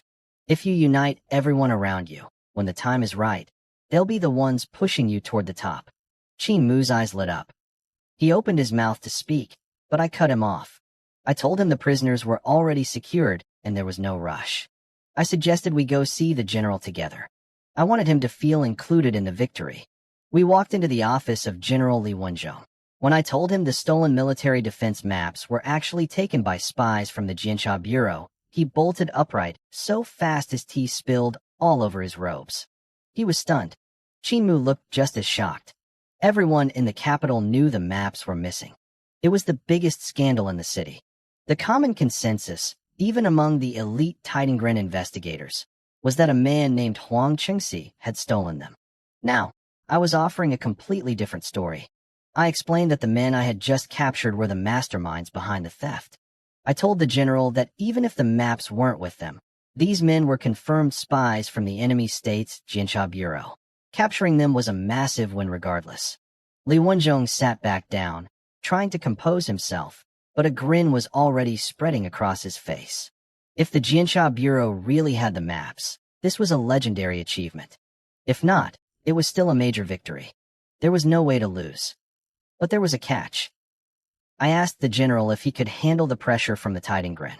They were an independent, powerful organization, and if we solved the case they were failing at, we'd be stepping directly on their toes. We'd be climbing to glory by using their faces as a doormat. Li Wenzhong hesitated for only a second before his gaze turned steely. He declared that the Feather Forest Guard served the Emperor directly. The Tidengren had no authority over us. The credit was dangling right in front of him, and he wasn't about to let it go. He ordered me to keep things quiet for now, break the prisoners' wills, and gather the evidence. Once he had the proof, he would personally go to the palace to see the Emperor. He looked at me with newfound respect. He realized I wasn't just some arrogant noble brat from the Marquis' estate. I was handing him a silver platter. I bowed respectfully and told him I would follow his lead. I knew the importance of sharing the spoils. A smart player feeds his subordinates and satisfies his superiors. Those who try to keep all the glory for themselves usually end up dead. Besides, I was still too weak to face the Tidengren alone. I needed Li Wenzhong to be my shield and fly the flag while I operated from the shadows. Qin Mu stood there watching us, looking a bit dazed. He was technically my boss, yet here I was, deep in high-level strategy with the general while he couldn't get a word in. He seemed to resign himself to his fate. If he could earn credit by doing absolutely nothing but following my lead, he was fine with being the backup. As I left the general's tent, I ran into Xia Hui. He reported that he had destroyed 3 outposts and captured several key figures, though the 4th was empty by the time he arrived. It seemed the enemy's network was finally reacting, but we had already secured the system leader, the Big Fish. By noon, the entire camp felt the tension. General Li was pacing back and forth, frequently visiting the makeshift prison cells at the back of the headquarters. Every time he came out, he was beaming. The soldiers whispered, knowing something huge was happening. I stayed in my tent, only leaving to help with the interrogations. Since we didn't have a professional torture chamber, I suggested a few creative memory recovery techniques to the guards. I didn't stick around for the details, but soon, the screams echoing from the cells were enough to make even the veteran guards turn pale. They started looking at me with a new kind of fear. To them, the new captain was a total monster for dreaming up such methods. Even trained spies couldn't hold out for long. By the afternoon, the Titangren finally arrived. We expected them. You can't move 200 troops through the capital without the city's premier intelligence agency noticing. A man named Kai Ming, a high-ranking official from the Titangren, showed up with a dozen men. He flashed his badge, his tone polite, but his eyes cold. He demanded we hand over the prisoners immediately. I stepped forward, meeting his gaze. "Officer Kai," I said calmly, "I think you might have the wrong idea." This was my showdown with the Yulin Guard. Qin Mu led his men to the gate, blocking Kai Ming's path. He looked at the official with a face full of confusion, as if he had no idea why the Titangren were there. "What people? Who are you talking about?" Qin Mu asked. Kai Ming's jaw tightened. He wasn't in the mood for games. "Captain Qin, don't play dumb. Do you really take the Titangren for fools?"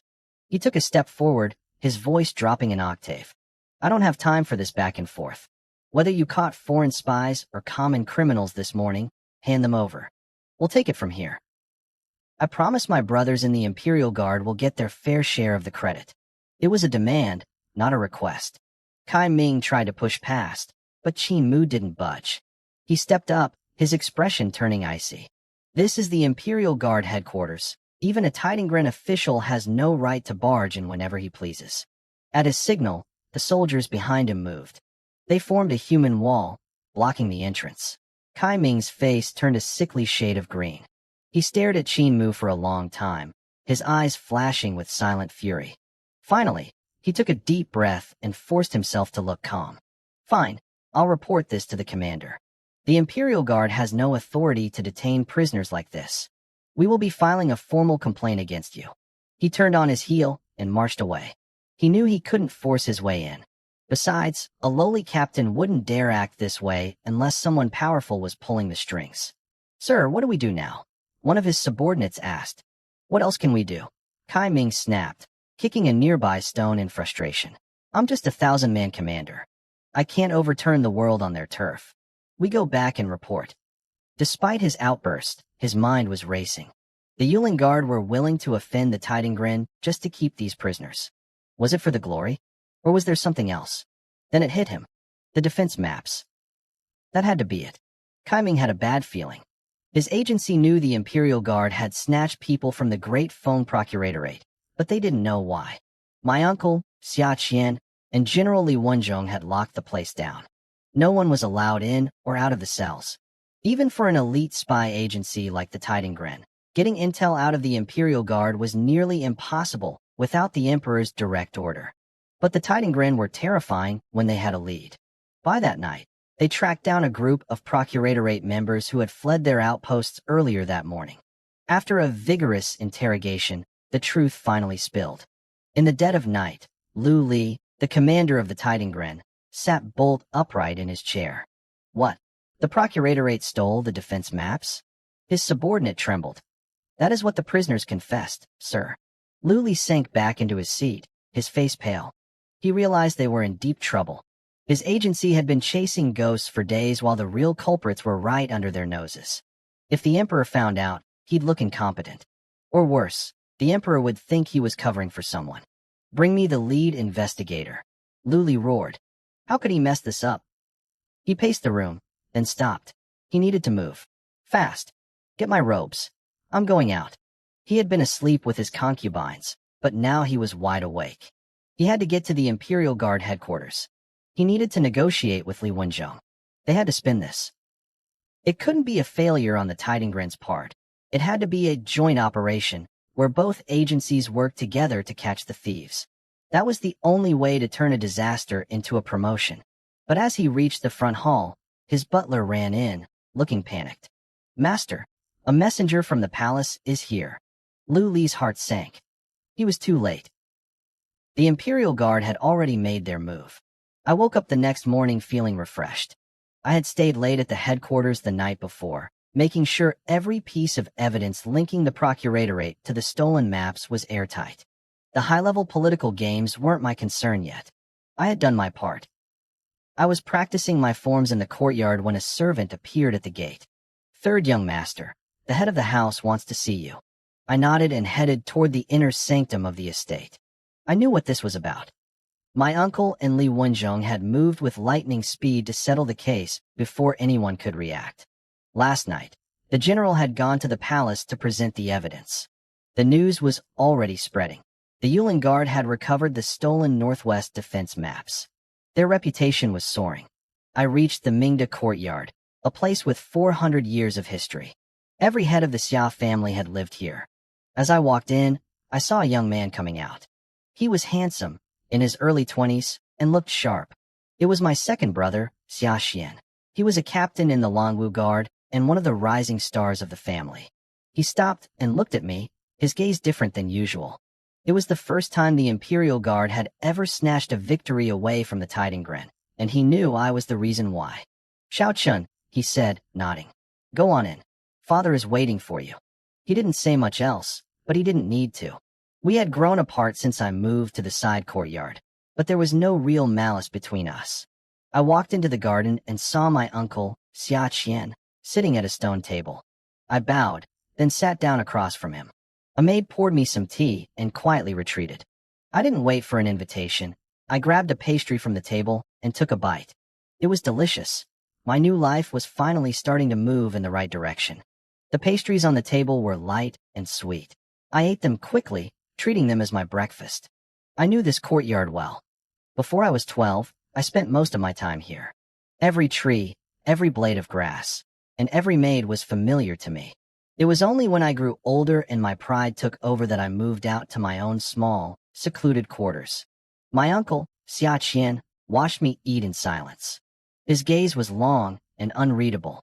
Finally, he spoke, his voice low and steady. "The defense maps," he began. "That was your plan, wasn't it?" There were no outsiders here. My uncle didn't waste time with pleasantries.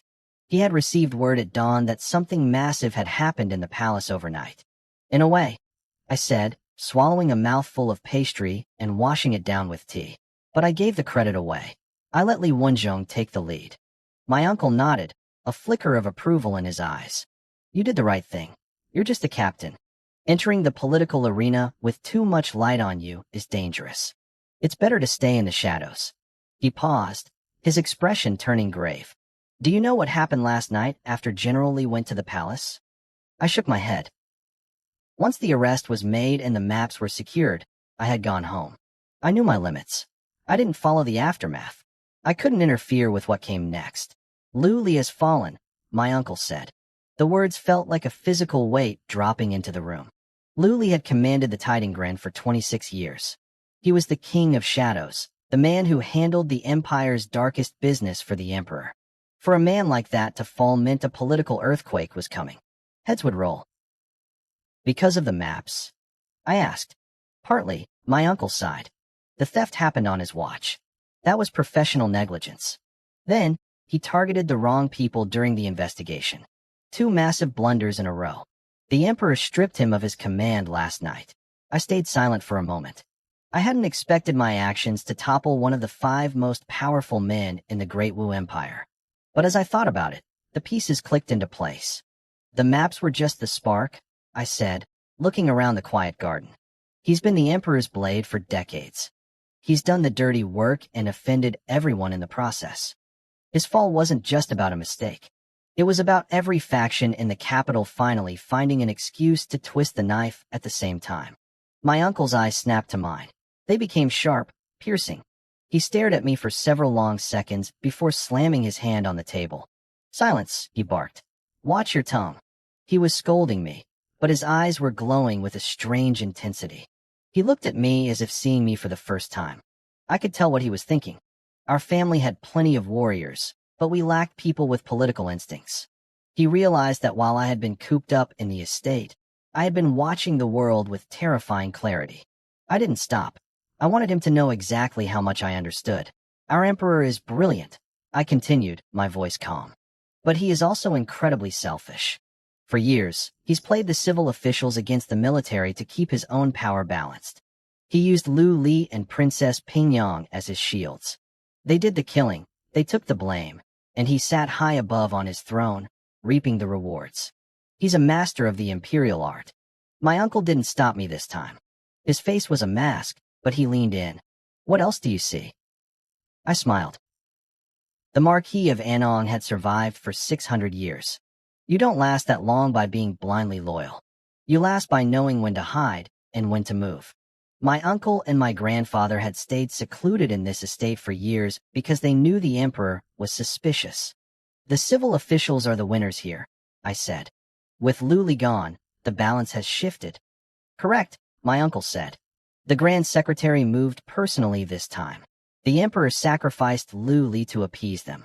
The Tidinggren were meant to suppress the civil officials, but that group has grown too strong to ignore. He stood up and looked out at the garden. You've seen a lot, nephew. But remember, smart people are the first to die in this city. I can guess you were the one behind this, and so can others. Li Wenzhong isn't smart enough to pull off a raid like that on his own. He turned back to me, his gaze softening. Stay low for a while. Don't draw any more attention. I'll handle the fallout and cover your tracks. I stood up and bowed deeply. Thank you, uncle. I played the part of the perfect gentleman, nodding respectfully as I took my leave. My uncle, Xia Qian, seemed satisfied. He waved a hand, dismissing me without another word. Between smart people, there was no need for chatter. Over the next few days, the capital felt like it was hit by an earthquake. The Ministry of Justice and the Imperial Guard moved in force. When a titan like Lu Li falls, the vultures start circling. In the world of officialdom, every position is a hole, and there are always too many radishes waiting to fill it. One man's ruin is 1,000 others' opportunity to climb. In the shadows where ordinary people couldn't see, the Tidinggren went on a rampage. They launched a brutal crackdown on the Great Feng Inspectorate. Spies who had been hidden in the capital for years were hunted down, dragged into the light, and executed on the spot. Far away on the northwest border, the atmosphere grew even colder. The army began massive movements, declaring martial law and preparing for war. They were bracing for the Qin Kingdom to the west and Great Feng to the north. War was no longer a possibility. It felt like a certainty. Back in the palace, the military elite were summoned for emergency councils. Even the inner cabinet was debating who should lead the charge if the border ignited. Amidst this suffocating tension, my uncle was called to the palace multiple times. Rumors started trickling down to me. They said the emperor was planning to reinstate my uncle. Some even whispered that my grandfather, the old Marquis of East Tranquility, Xia Chutian, might be called out of seclusion. 36 years ago, my grandfather nearly wiped Great Feng off the map during the Battle of Huaiyang. The mere mention of his name brought a surge of confidence to the court. The emperor won't actually let your grandfather lead, my uncle told me one afternoon. We were walking through the estate gardens. Ever since I revealed my strength, he had been seeking me out, sharing news and asking for my perspective. It was a massive shift in our relationship. I walked half a step behind him, listening intently. His military merit from the Huaiyang campaign is already too high, I noted. If he wins another war, the emperor would have no choice but to name him a prince. The throne won't risk that. Neither will the cabinet. My uncle glanced at me, his eyes complex. Who would have guessed that the chaos gripping the empire started with a lowly Imperial Guard captain? So, I continued with a small smile. If the Qin Kingdom really pushes for war, the only people capable of leading are you or Grand Marshal Ouyang Jing. There were very few men in the Great Wu dynasty who could command a massive campaign. My grandfather, my uncle, and Ouyang Jing were the only ones with a real shot at beating the Qin. 2 out of those 3 were from the Xia family. It was no wonder my family had spent 2 generations playing dead.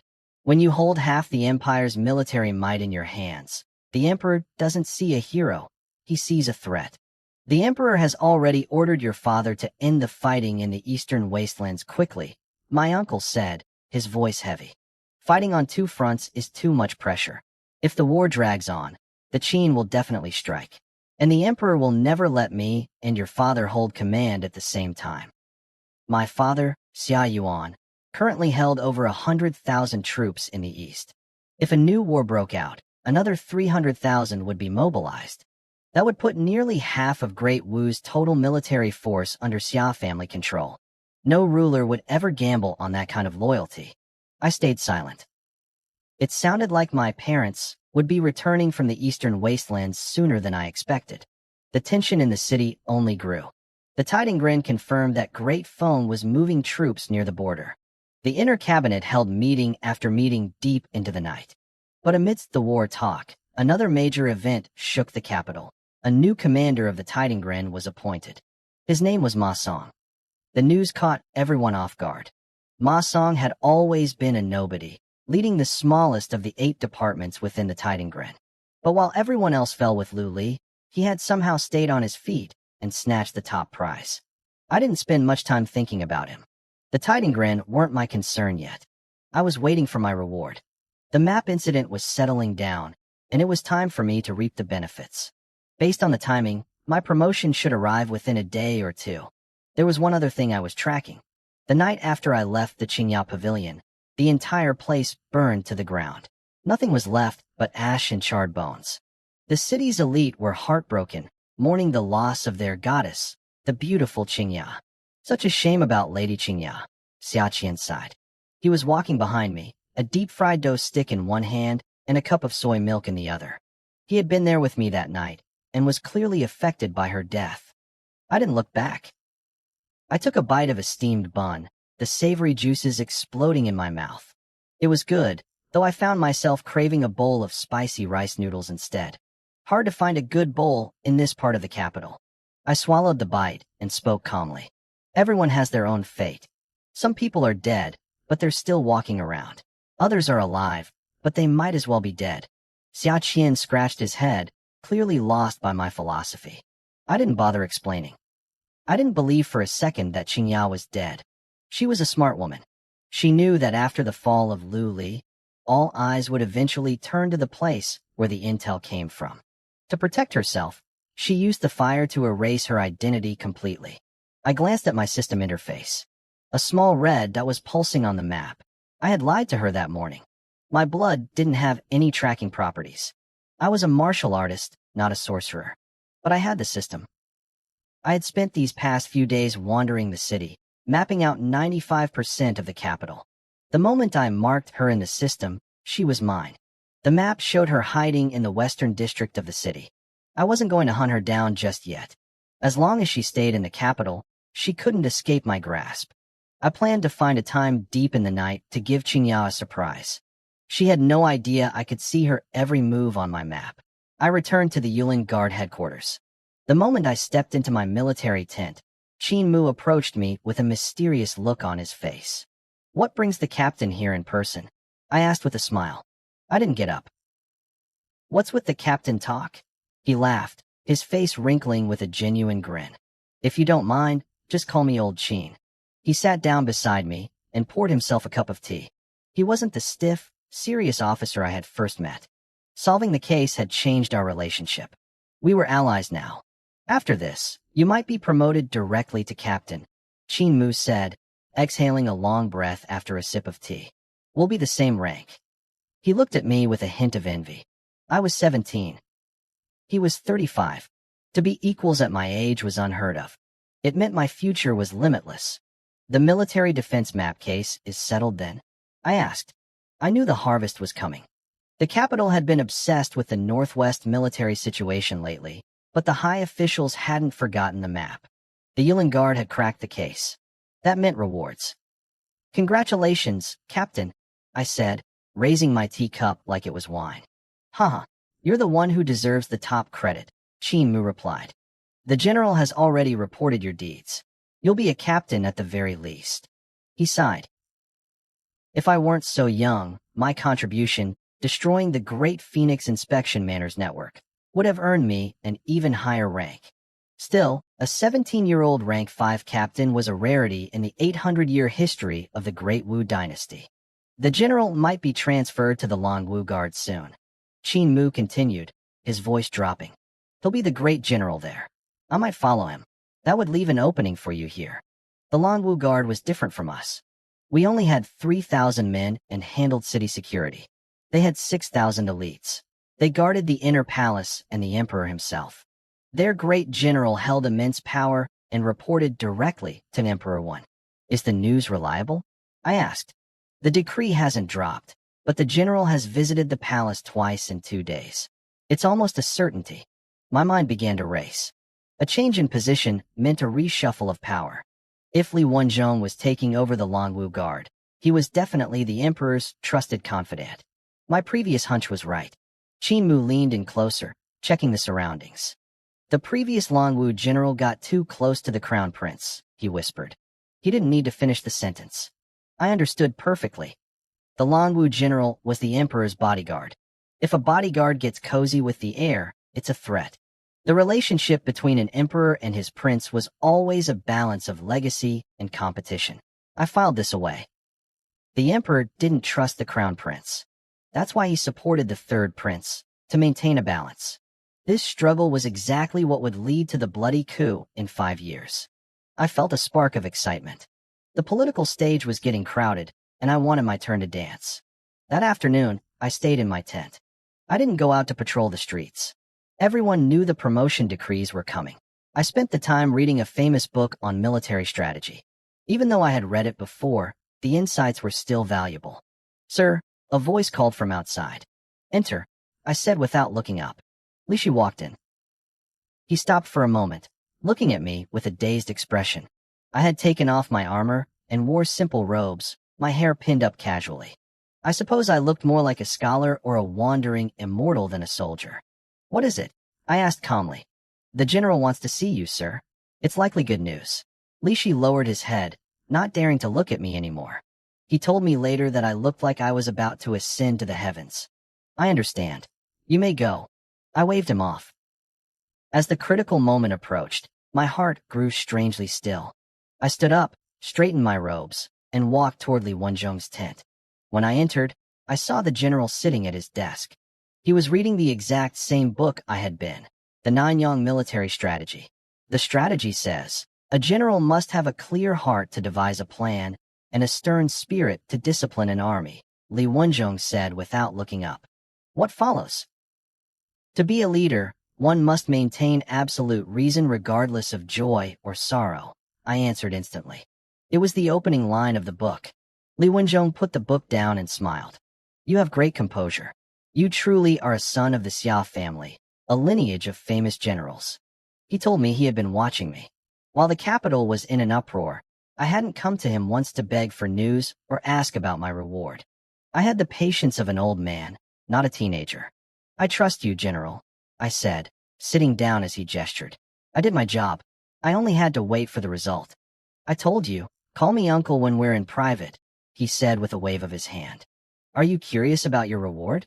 Qin Mu mentioned I might take his spot as captain, I replied, and that you were moving to the Longwu Guard. Normally, that's how rewards and promotions are handled, Li Wenzhong started, his voice dropping an octave. But now, things have changed. I felt a sudden tightening in my chest. My brow furrowed. Had something gone wrong? I waited, my mind racing through every possible complication. Li Wenzhong continued.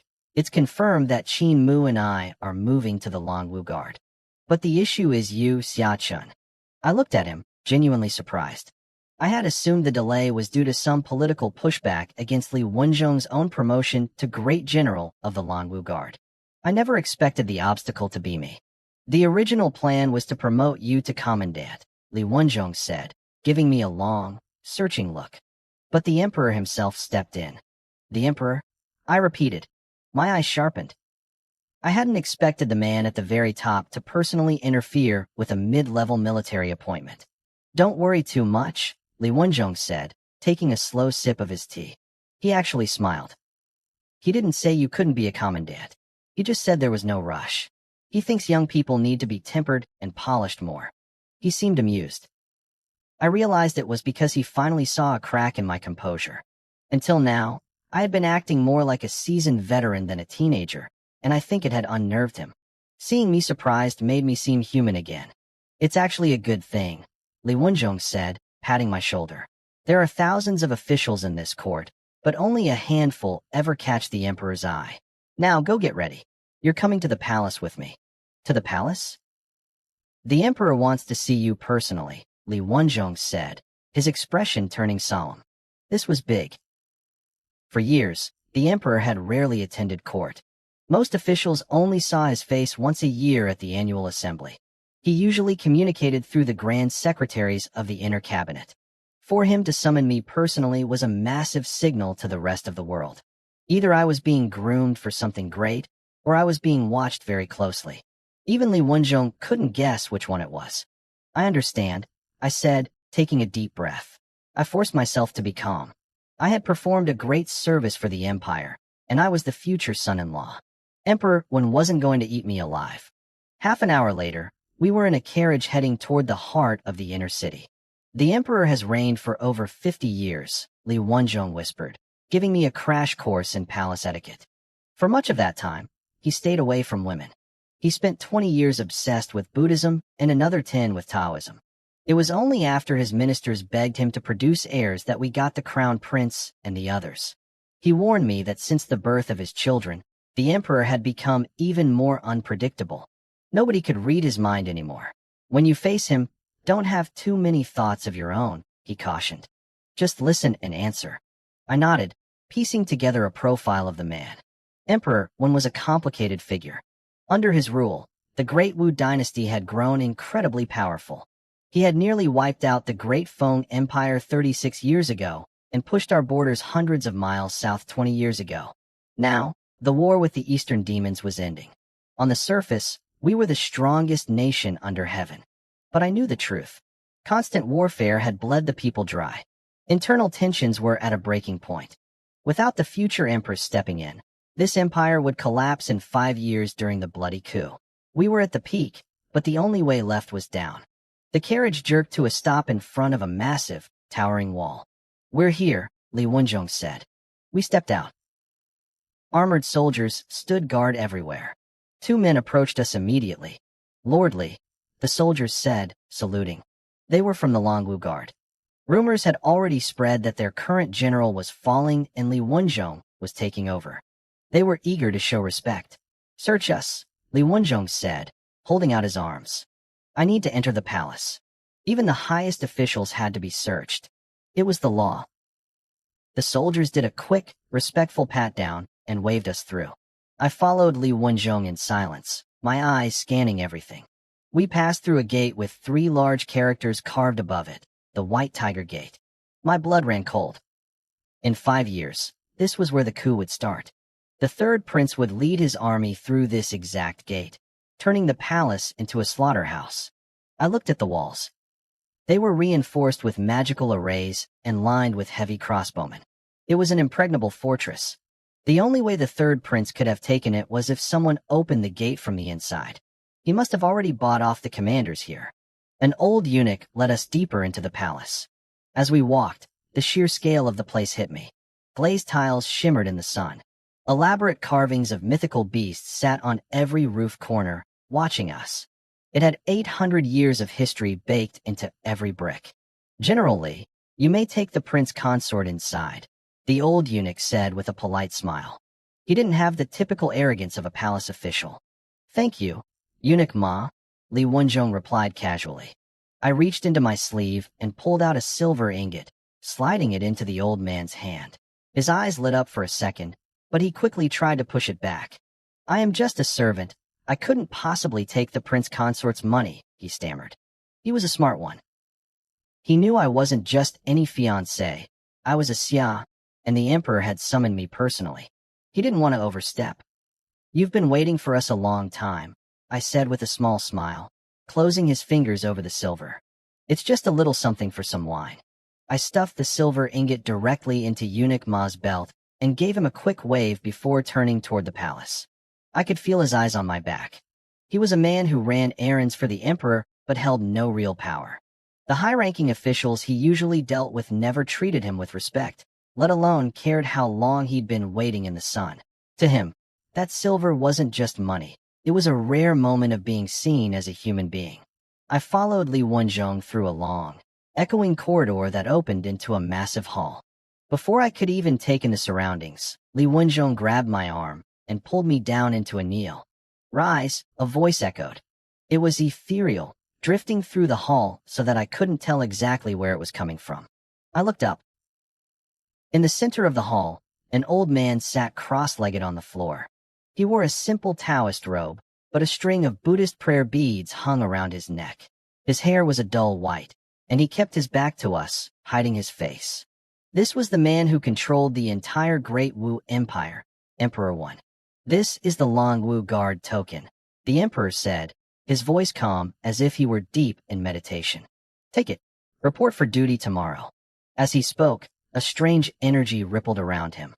For a split second, I saw it, a golden dragon, dozens of meters long, shimmering over his body. It looked ghostly, like it wasn't ready to fully manifest yet. I wondered if the dragon was faint because the empire was weakening, or if it was something personal to the emperor himself.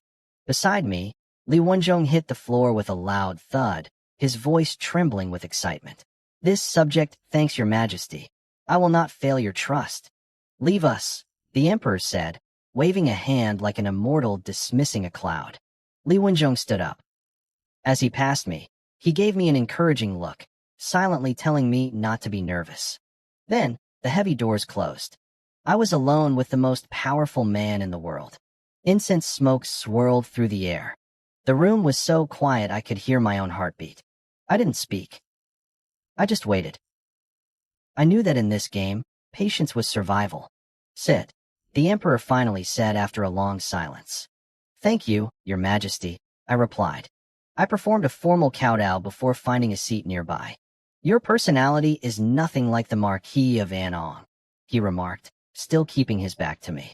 It felt like he had eyes in the back of his head, watching my every move. "I was separated from my father when I was a child," I said softly. "I have few memories of him, and we rarely write. I don't truly know what kind of man he is. But your majesty's presence is as heavy as a mountain and as divine as a god. It's intimidating, yet, for some reason, I feel a sense of kinship. It makes me a little bolder than I should be." The emperor went silent. I could sense him processing my words. "I heard the Marquis has ignored you for years," he said, his voice suddenly dropping an octave, becoming cold and heavy. "He even had another son out in the eastern wilderness. Do you resent him?" I let my body flinch. I let a flash of anger spark in my eyes before quickly masking it with a layer of sorrow. I made sure my lower lip trembled just enough for him to notice. "You know that our great Wu dynasty has been ruled by filial piety for 800 years, the emperor barked, his voice like cracking ice. "He is your father. As a son, how dare you harbor resentment?" I threw myself out of the chair and onto my knees, my forehead hitting the floor with a sharp crack. "The empire is built on the hierarchy of ruler and subject, then father and son," I cried out, my voice steady but raw. "The ruler comes first. You are the father of the people. When my emperor asks a question, how could I dare to lie to my father?" Suddenly, a terrifying pressure slammed into me. It felt like a tidal wave. My heart plummeted. This man wasn't just a politician. He was a high-level practitioner, likely above the third rank. Maybe even a second-rank peak master. If he was this strong, how did the third prince manage to kill him in 5 years? There had to be someone even stronger helping the coup. I kept my face pressed to the floor, maintaining my act. A ruler is a ruler, a subject is a subject, a father is a father, and a son is a son, the emperor repeated slowly. "If more people understood their place like you do, I would have far fewer headaches." He finally turned around. His eyes were like burning torches, scanning me from head to toe. "Look at me." I raised my head. I noticed he had stopped using the formal we and was using I. He looked healthy, his eyes bright despite his white hair. "You have a good face," he said with a nod. "You are a fit match for my daughter, Yaoguang. To speak of such philosophy at your age, you've clearly spent your time in the Marquis' estate reading. Your insight is better than most of the scholars in my court." I could see he loved the idea. To a monarch, a philosophy that demanded absolute, unconditional loyalty was the ultimate weapon. Did someone teach you those words? He asked. No, Your Majesty. They are my own thoughts. Good, good. He actually laughed, a sound so rare that the servants in the corners of the room looked visibly shocked. They say the Marquis of Andong's house only produces warriors, but it seems they've finally grown a scholar. You know why I called you here? I do not, Your Majesty. You solved the case of the stolen military maps and captured the spies from the Procuratorate, he said, his tone shifting back to business. Normally, that would earn you the rank of colonel, but I don't intend to give you that position. Do you feel wrong? I have no complaints, I said earnestly. Whether it is lightning or rain, it is all the Emperor's grace. I believe Your Majesty has a deeper purpose for me. The Emperor sighed, looking at me with something that almost looked like genuine affection. If only every official in this court had your clarity. Emperor Wen looked at me, and I could feel the weight of his gaze shifting. I was no longer just a random chess piece he had moved on a whim to pass the time. I had become a surprise he hadn't expected. If you had spent your life reading, the Emperor said, his voice echoing through the quiet hall, if you had followed the path of a scholar and entered the Hanlin Academy, you would have had the talent to become the Grand Secretary. A heavy silence followed. Behind the pillars, I saw the silhouettes of the maids and eunuchs stiffen. To hear such praise from the Emperor himself was staggering. If anyone else had said it, it would be dismissed as flattery. But from his lips, it meant he truly saw that potential in me. My only ambition is to protect our home and the country, I replied, my voice steady and resonant. If Your Majesty has a need, I am willing to be the sharpest blade in your hand.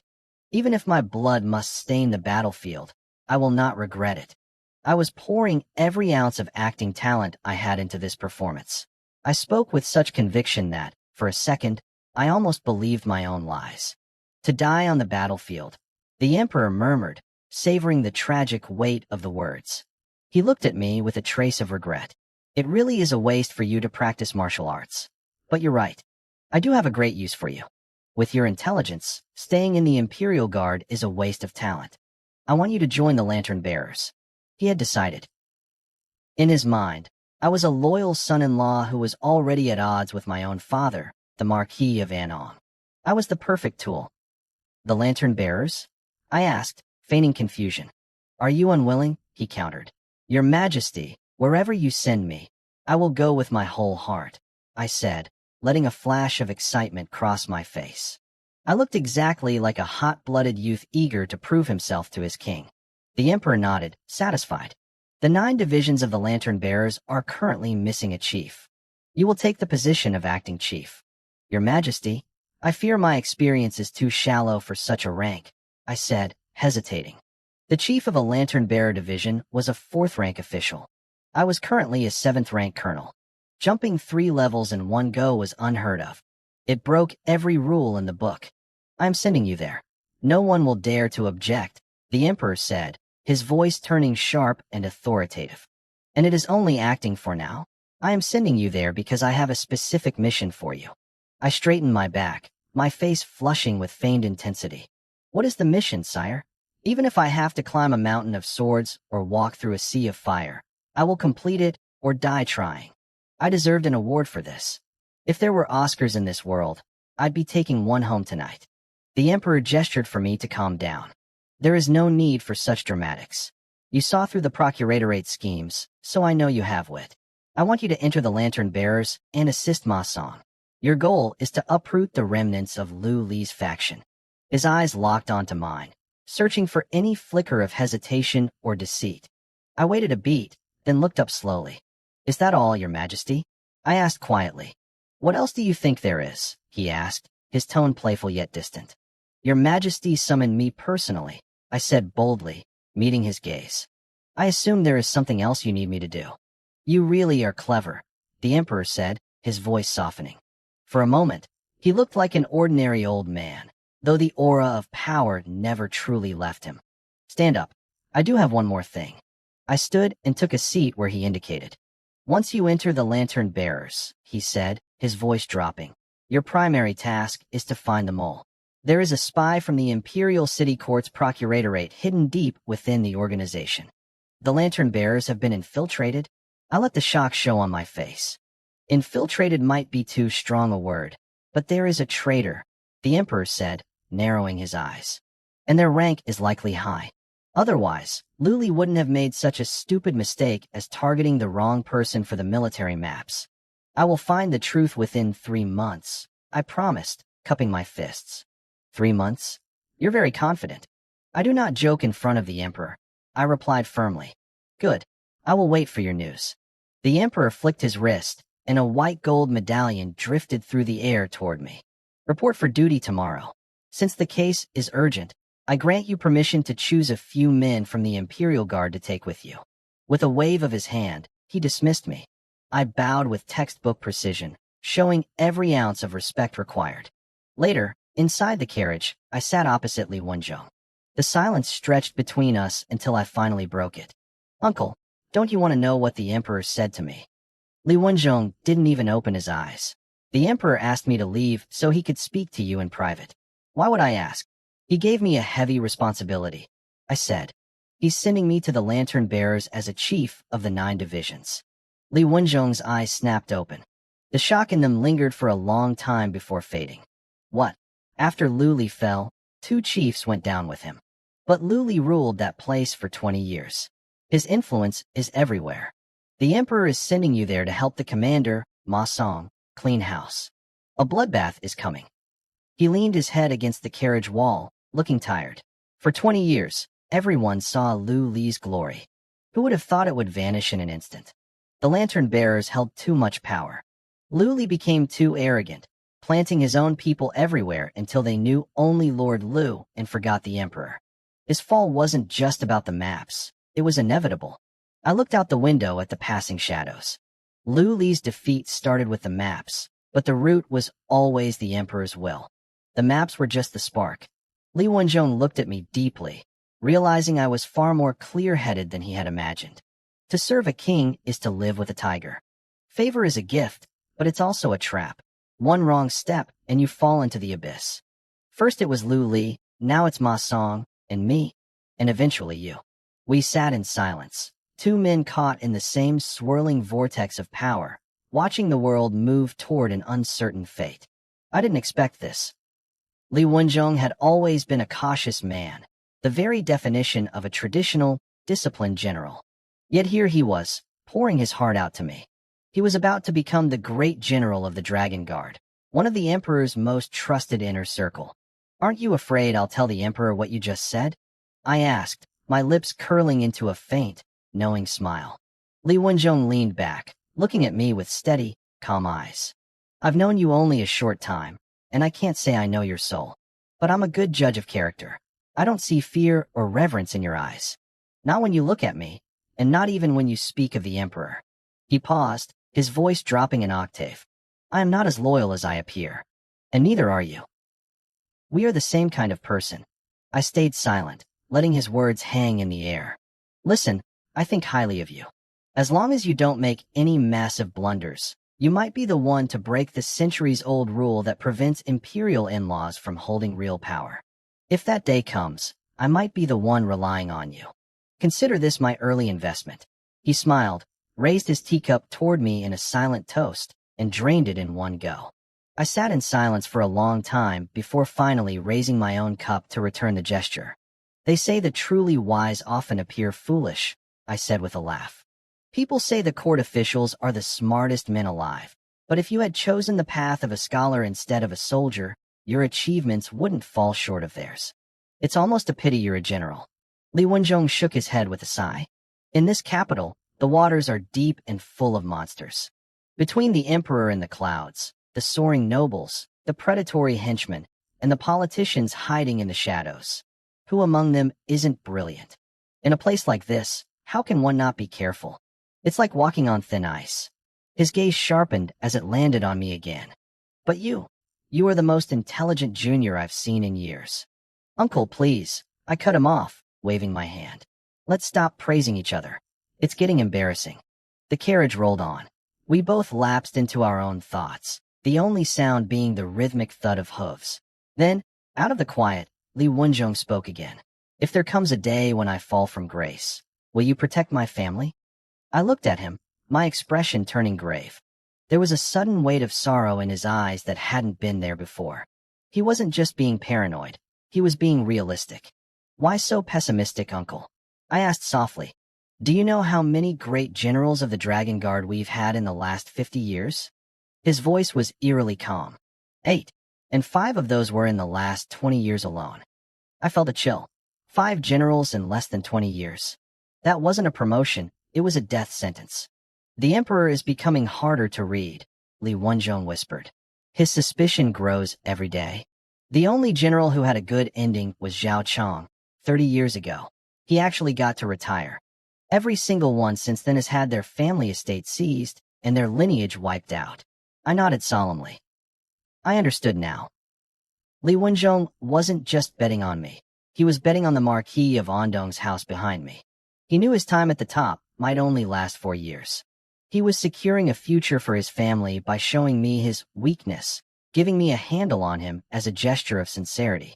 Suddenly, the carriage lurched to a halt. "Master," the old servant called out from the front. "A carriage is blocking the road. By the markings, it belongs to the third prince." Li Wenjong's brow furrowed. His predecessor had fallen precisely because he got too close to the crown prince. Now, the third prince was blocking his path. This was a dangerous signal. "Tell them to move. Let them pass first," Li Wenjong ordered. But they weren't moving. Zhengde Street was wide enough for 6 carriages, yet the luxury coach in front of us stayed planted. They were here for him. The curtain of the luxury carriage drifted open, revealing the handsome, smiling face of the third prince. "I heard General Li is moving up in the world. I was so happy for you that I had to stop and say hello. The Deshun restaurant is right ahead. Officials always celebrate their promotions there. Why don't we go have a drink together?" Li Wenjong didn't hesitate. He opened our curtain, his face like a mask of ice. "Your Highness, I have urgent business at home. I cannot go. If I hold a banquet later, I will be sure to send you an invitation." He was keeping his distance. Everyone knew the third prince and the crown prince were at each other's throats. If Li Wenjong was seen drinking with the third prince now, he'd lose his new position before he even started. "The general is being too cautious," the third prince laughed, acting bold and carefree. "I've admired you for a long time. Besides, we met on a public street, not in private. My father is a man of great vision. He wouldn't suspect you over a simple meal." "Your Highness, I truly cannot," Li Wenjong repeated, shaking his head. The third prince was clearly up to something. If he really wanted to recruit the general, he would have done it secretly. Doing it in broad daylight was a trap. "Oh," the third prince smirked. "Is it that urgent? Is one of your concubines about to give birth today?" Li Wenjong's eye twitched, but he didn't miss a beat. He cupped his hands respectfully. "My wife is very virtuous. Since my family line is thin, she has arranged a matchmaking session for me today to pick out some new concubines. I expect by this time next year, someone will be giving birth. I'll be sure to invite you for the celebratory wine then." I sat in the corner, trying to keep a straight face. Li Wenjong was a better liar than I thought. He had just completely shut the prince down by using a ridiculous excuse about a concubine recruitment drive. The third prince choked on his next words. He had expected to corner the general, but Li Wenjong was out talking him. His smile faded slightly as his gaze shifted past the general, his eyes landing directly on me. I didn't expect to run into an old acquaintance so soon. I looked out and saw the third prince staring back at me. "Is that the young master of the Xia family?" he asked. "Greetings, Your Highness," I replied. I cupped my hands in a respectful gesture, but I didn't bother getting out of the carriage. I stayed right where I was. The third prince waved his hand dismissively, acting incredibly warm and friendly. "You are the fiancé of my sister, the future empress. We're practically family. There's no need for such formalities." He flashed a bright smile. "Young Master Xia, General Li here is a bit too timid. He's afraid of rumors, so he won't join me for a drink. Why don't you and I go grab a few cups instead?" I looked at him and smiled back just as warmly. "Since we're family, you're right. We shouldn't be so formal. Your Highness, you can just call me brother-in-law from now on. I'll keep calling you Your Highness to show respect, but otherwise, calling me anything else just feels distant." I even reached my hand out of the carriage window, looking like I was about to grab his hand in friendship. The third prince's face twitched. He was clearly caught off guard. Neither the general nor I was playing by the rules today. He was 20 years old, and I was only 17. Asking him to call a teenager brother-in-law was a massive blow to his ego. But technically, based on rank and family ties, I was right. He cursed his father under his breath for putting him in this awkward position. He looked at my face, young, handsome, and full of confidence, and felt a sudden surge of jealousy. I was younger, higher in the family hierarchy, and, frankly, much better looking than him. Still, he forced a stiff smile onto his face. "Brother-in-law," he squeezed out. "Your Highness," I replied, beaming. This trip to the palace was turning out to be very productive. I had just gained a powerful, if temporary, little brother-in-law. I knew his secret, though. This man was ambitious. In the future, he would be the one to launch a bloody coup, killing his brothers and betraying his family. He was a dangerous man to have as a relative. As our carriages sat in the middle of Jingda Street, the crowds began to whisper.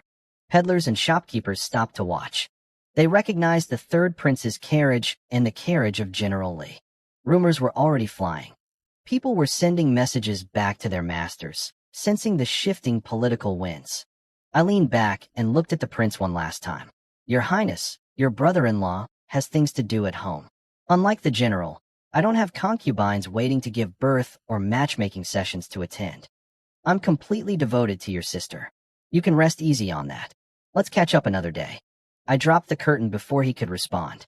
My carriage began to move, leaving the third prince standing alone in the middle of the street. Inside his own carriage, a beautiful maid hissed in anger. "That General Li and Xia Chun are too bold. They don't show you any respect at all." The prince sat there, his face a mask of cold indifference. One is the emperor's man, and the other is the heir of the Xia family. By rank, he is my superior. I'm not the crown prince yet. Why would they care what I think? But they were so rude, the maid complained. Especially Xia Chun, taking advantage of you like that. "I knew they wouldn't come for drinks," the prince said calmly. "I only came here to annoy them. I wanted to stir up trouble between General Li and my father. As for Xia Chun, I actually want him on my side. I saw him fight at the White Moon Pavilion. He's a real talent. Even my father wants to use him now." He leaned back into the maid's lap, a cold smile playing on his lips.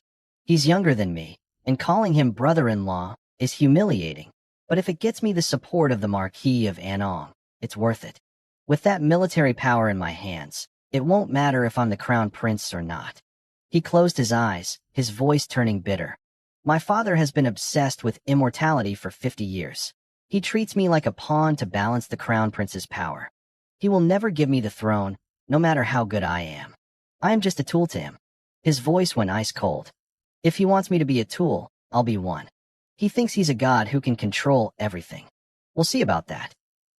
Back in our carriage, Li Wenzhong looked at me. He seemed like he was coming for me, but his real target was you. "He just wants the power of the Xia family," I said dismissively. "Too bad for him. My father doesn't even like me." "The Marquis might not value you," Li Wenzhong noted, "but your uncle, Xia Qian, certainly does. And he's the one actually running the family right now." I just smiled and didn't answer. We reached Wendao Street, where the grand estate of the Marquis of Anong stood. "I have to report to the lantern bearers tomorrow," I said, changing the subject. "What about my position in the Imperial Guard?" "The Emperor didn't say otherwise," Li Wenzhong replied after a moment. "It looks like you'll be holding both positions at once." I nodded. The game was getting more complicated, but for the first time, I felt like I was the one making the moves. I hopped off the carriage and gave a casual wave before turning into the Marquis's estate. I didn't go back to my own courtyard. I went straight to see my uncle, Xia Qian. Emperor Wen had officially transferred me to the lantern bearers. On the surface, he wanted me to investigate a case and find a mole. But I knew better. There was always a deeper meaning with the Emperor. Even if I didn't get along with my father, I was still a member of the Xia family. We already held massive military power. Was the Emperor really not afraid of us infiltrating his intelligence network? It felt like a dangerous game. I found Xia Qian and explained everything to him. I didn't leave out a single detail. He listened, his face a mask of calm. "I already know about this," he said. He looked at me for a long moment, then told me to take the lead on the next move.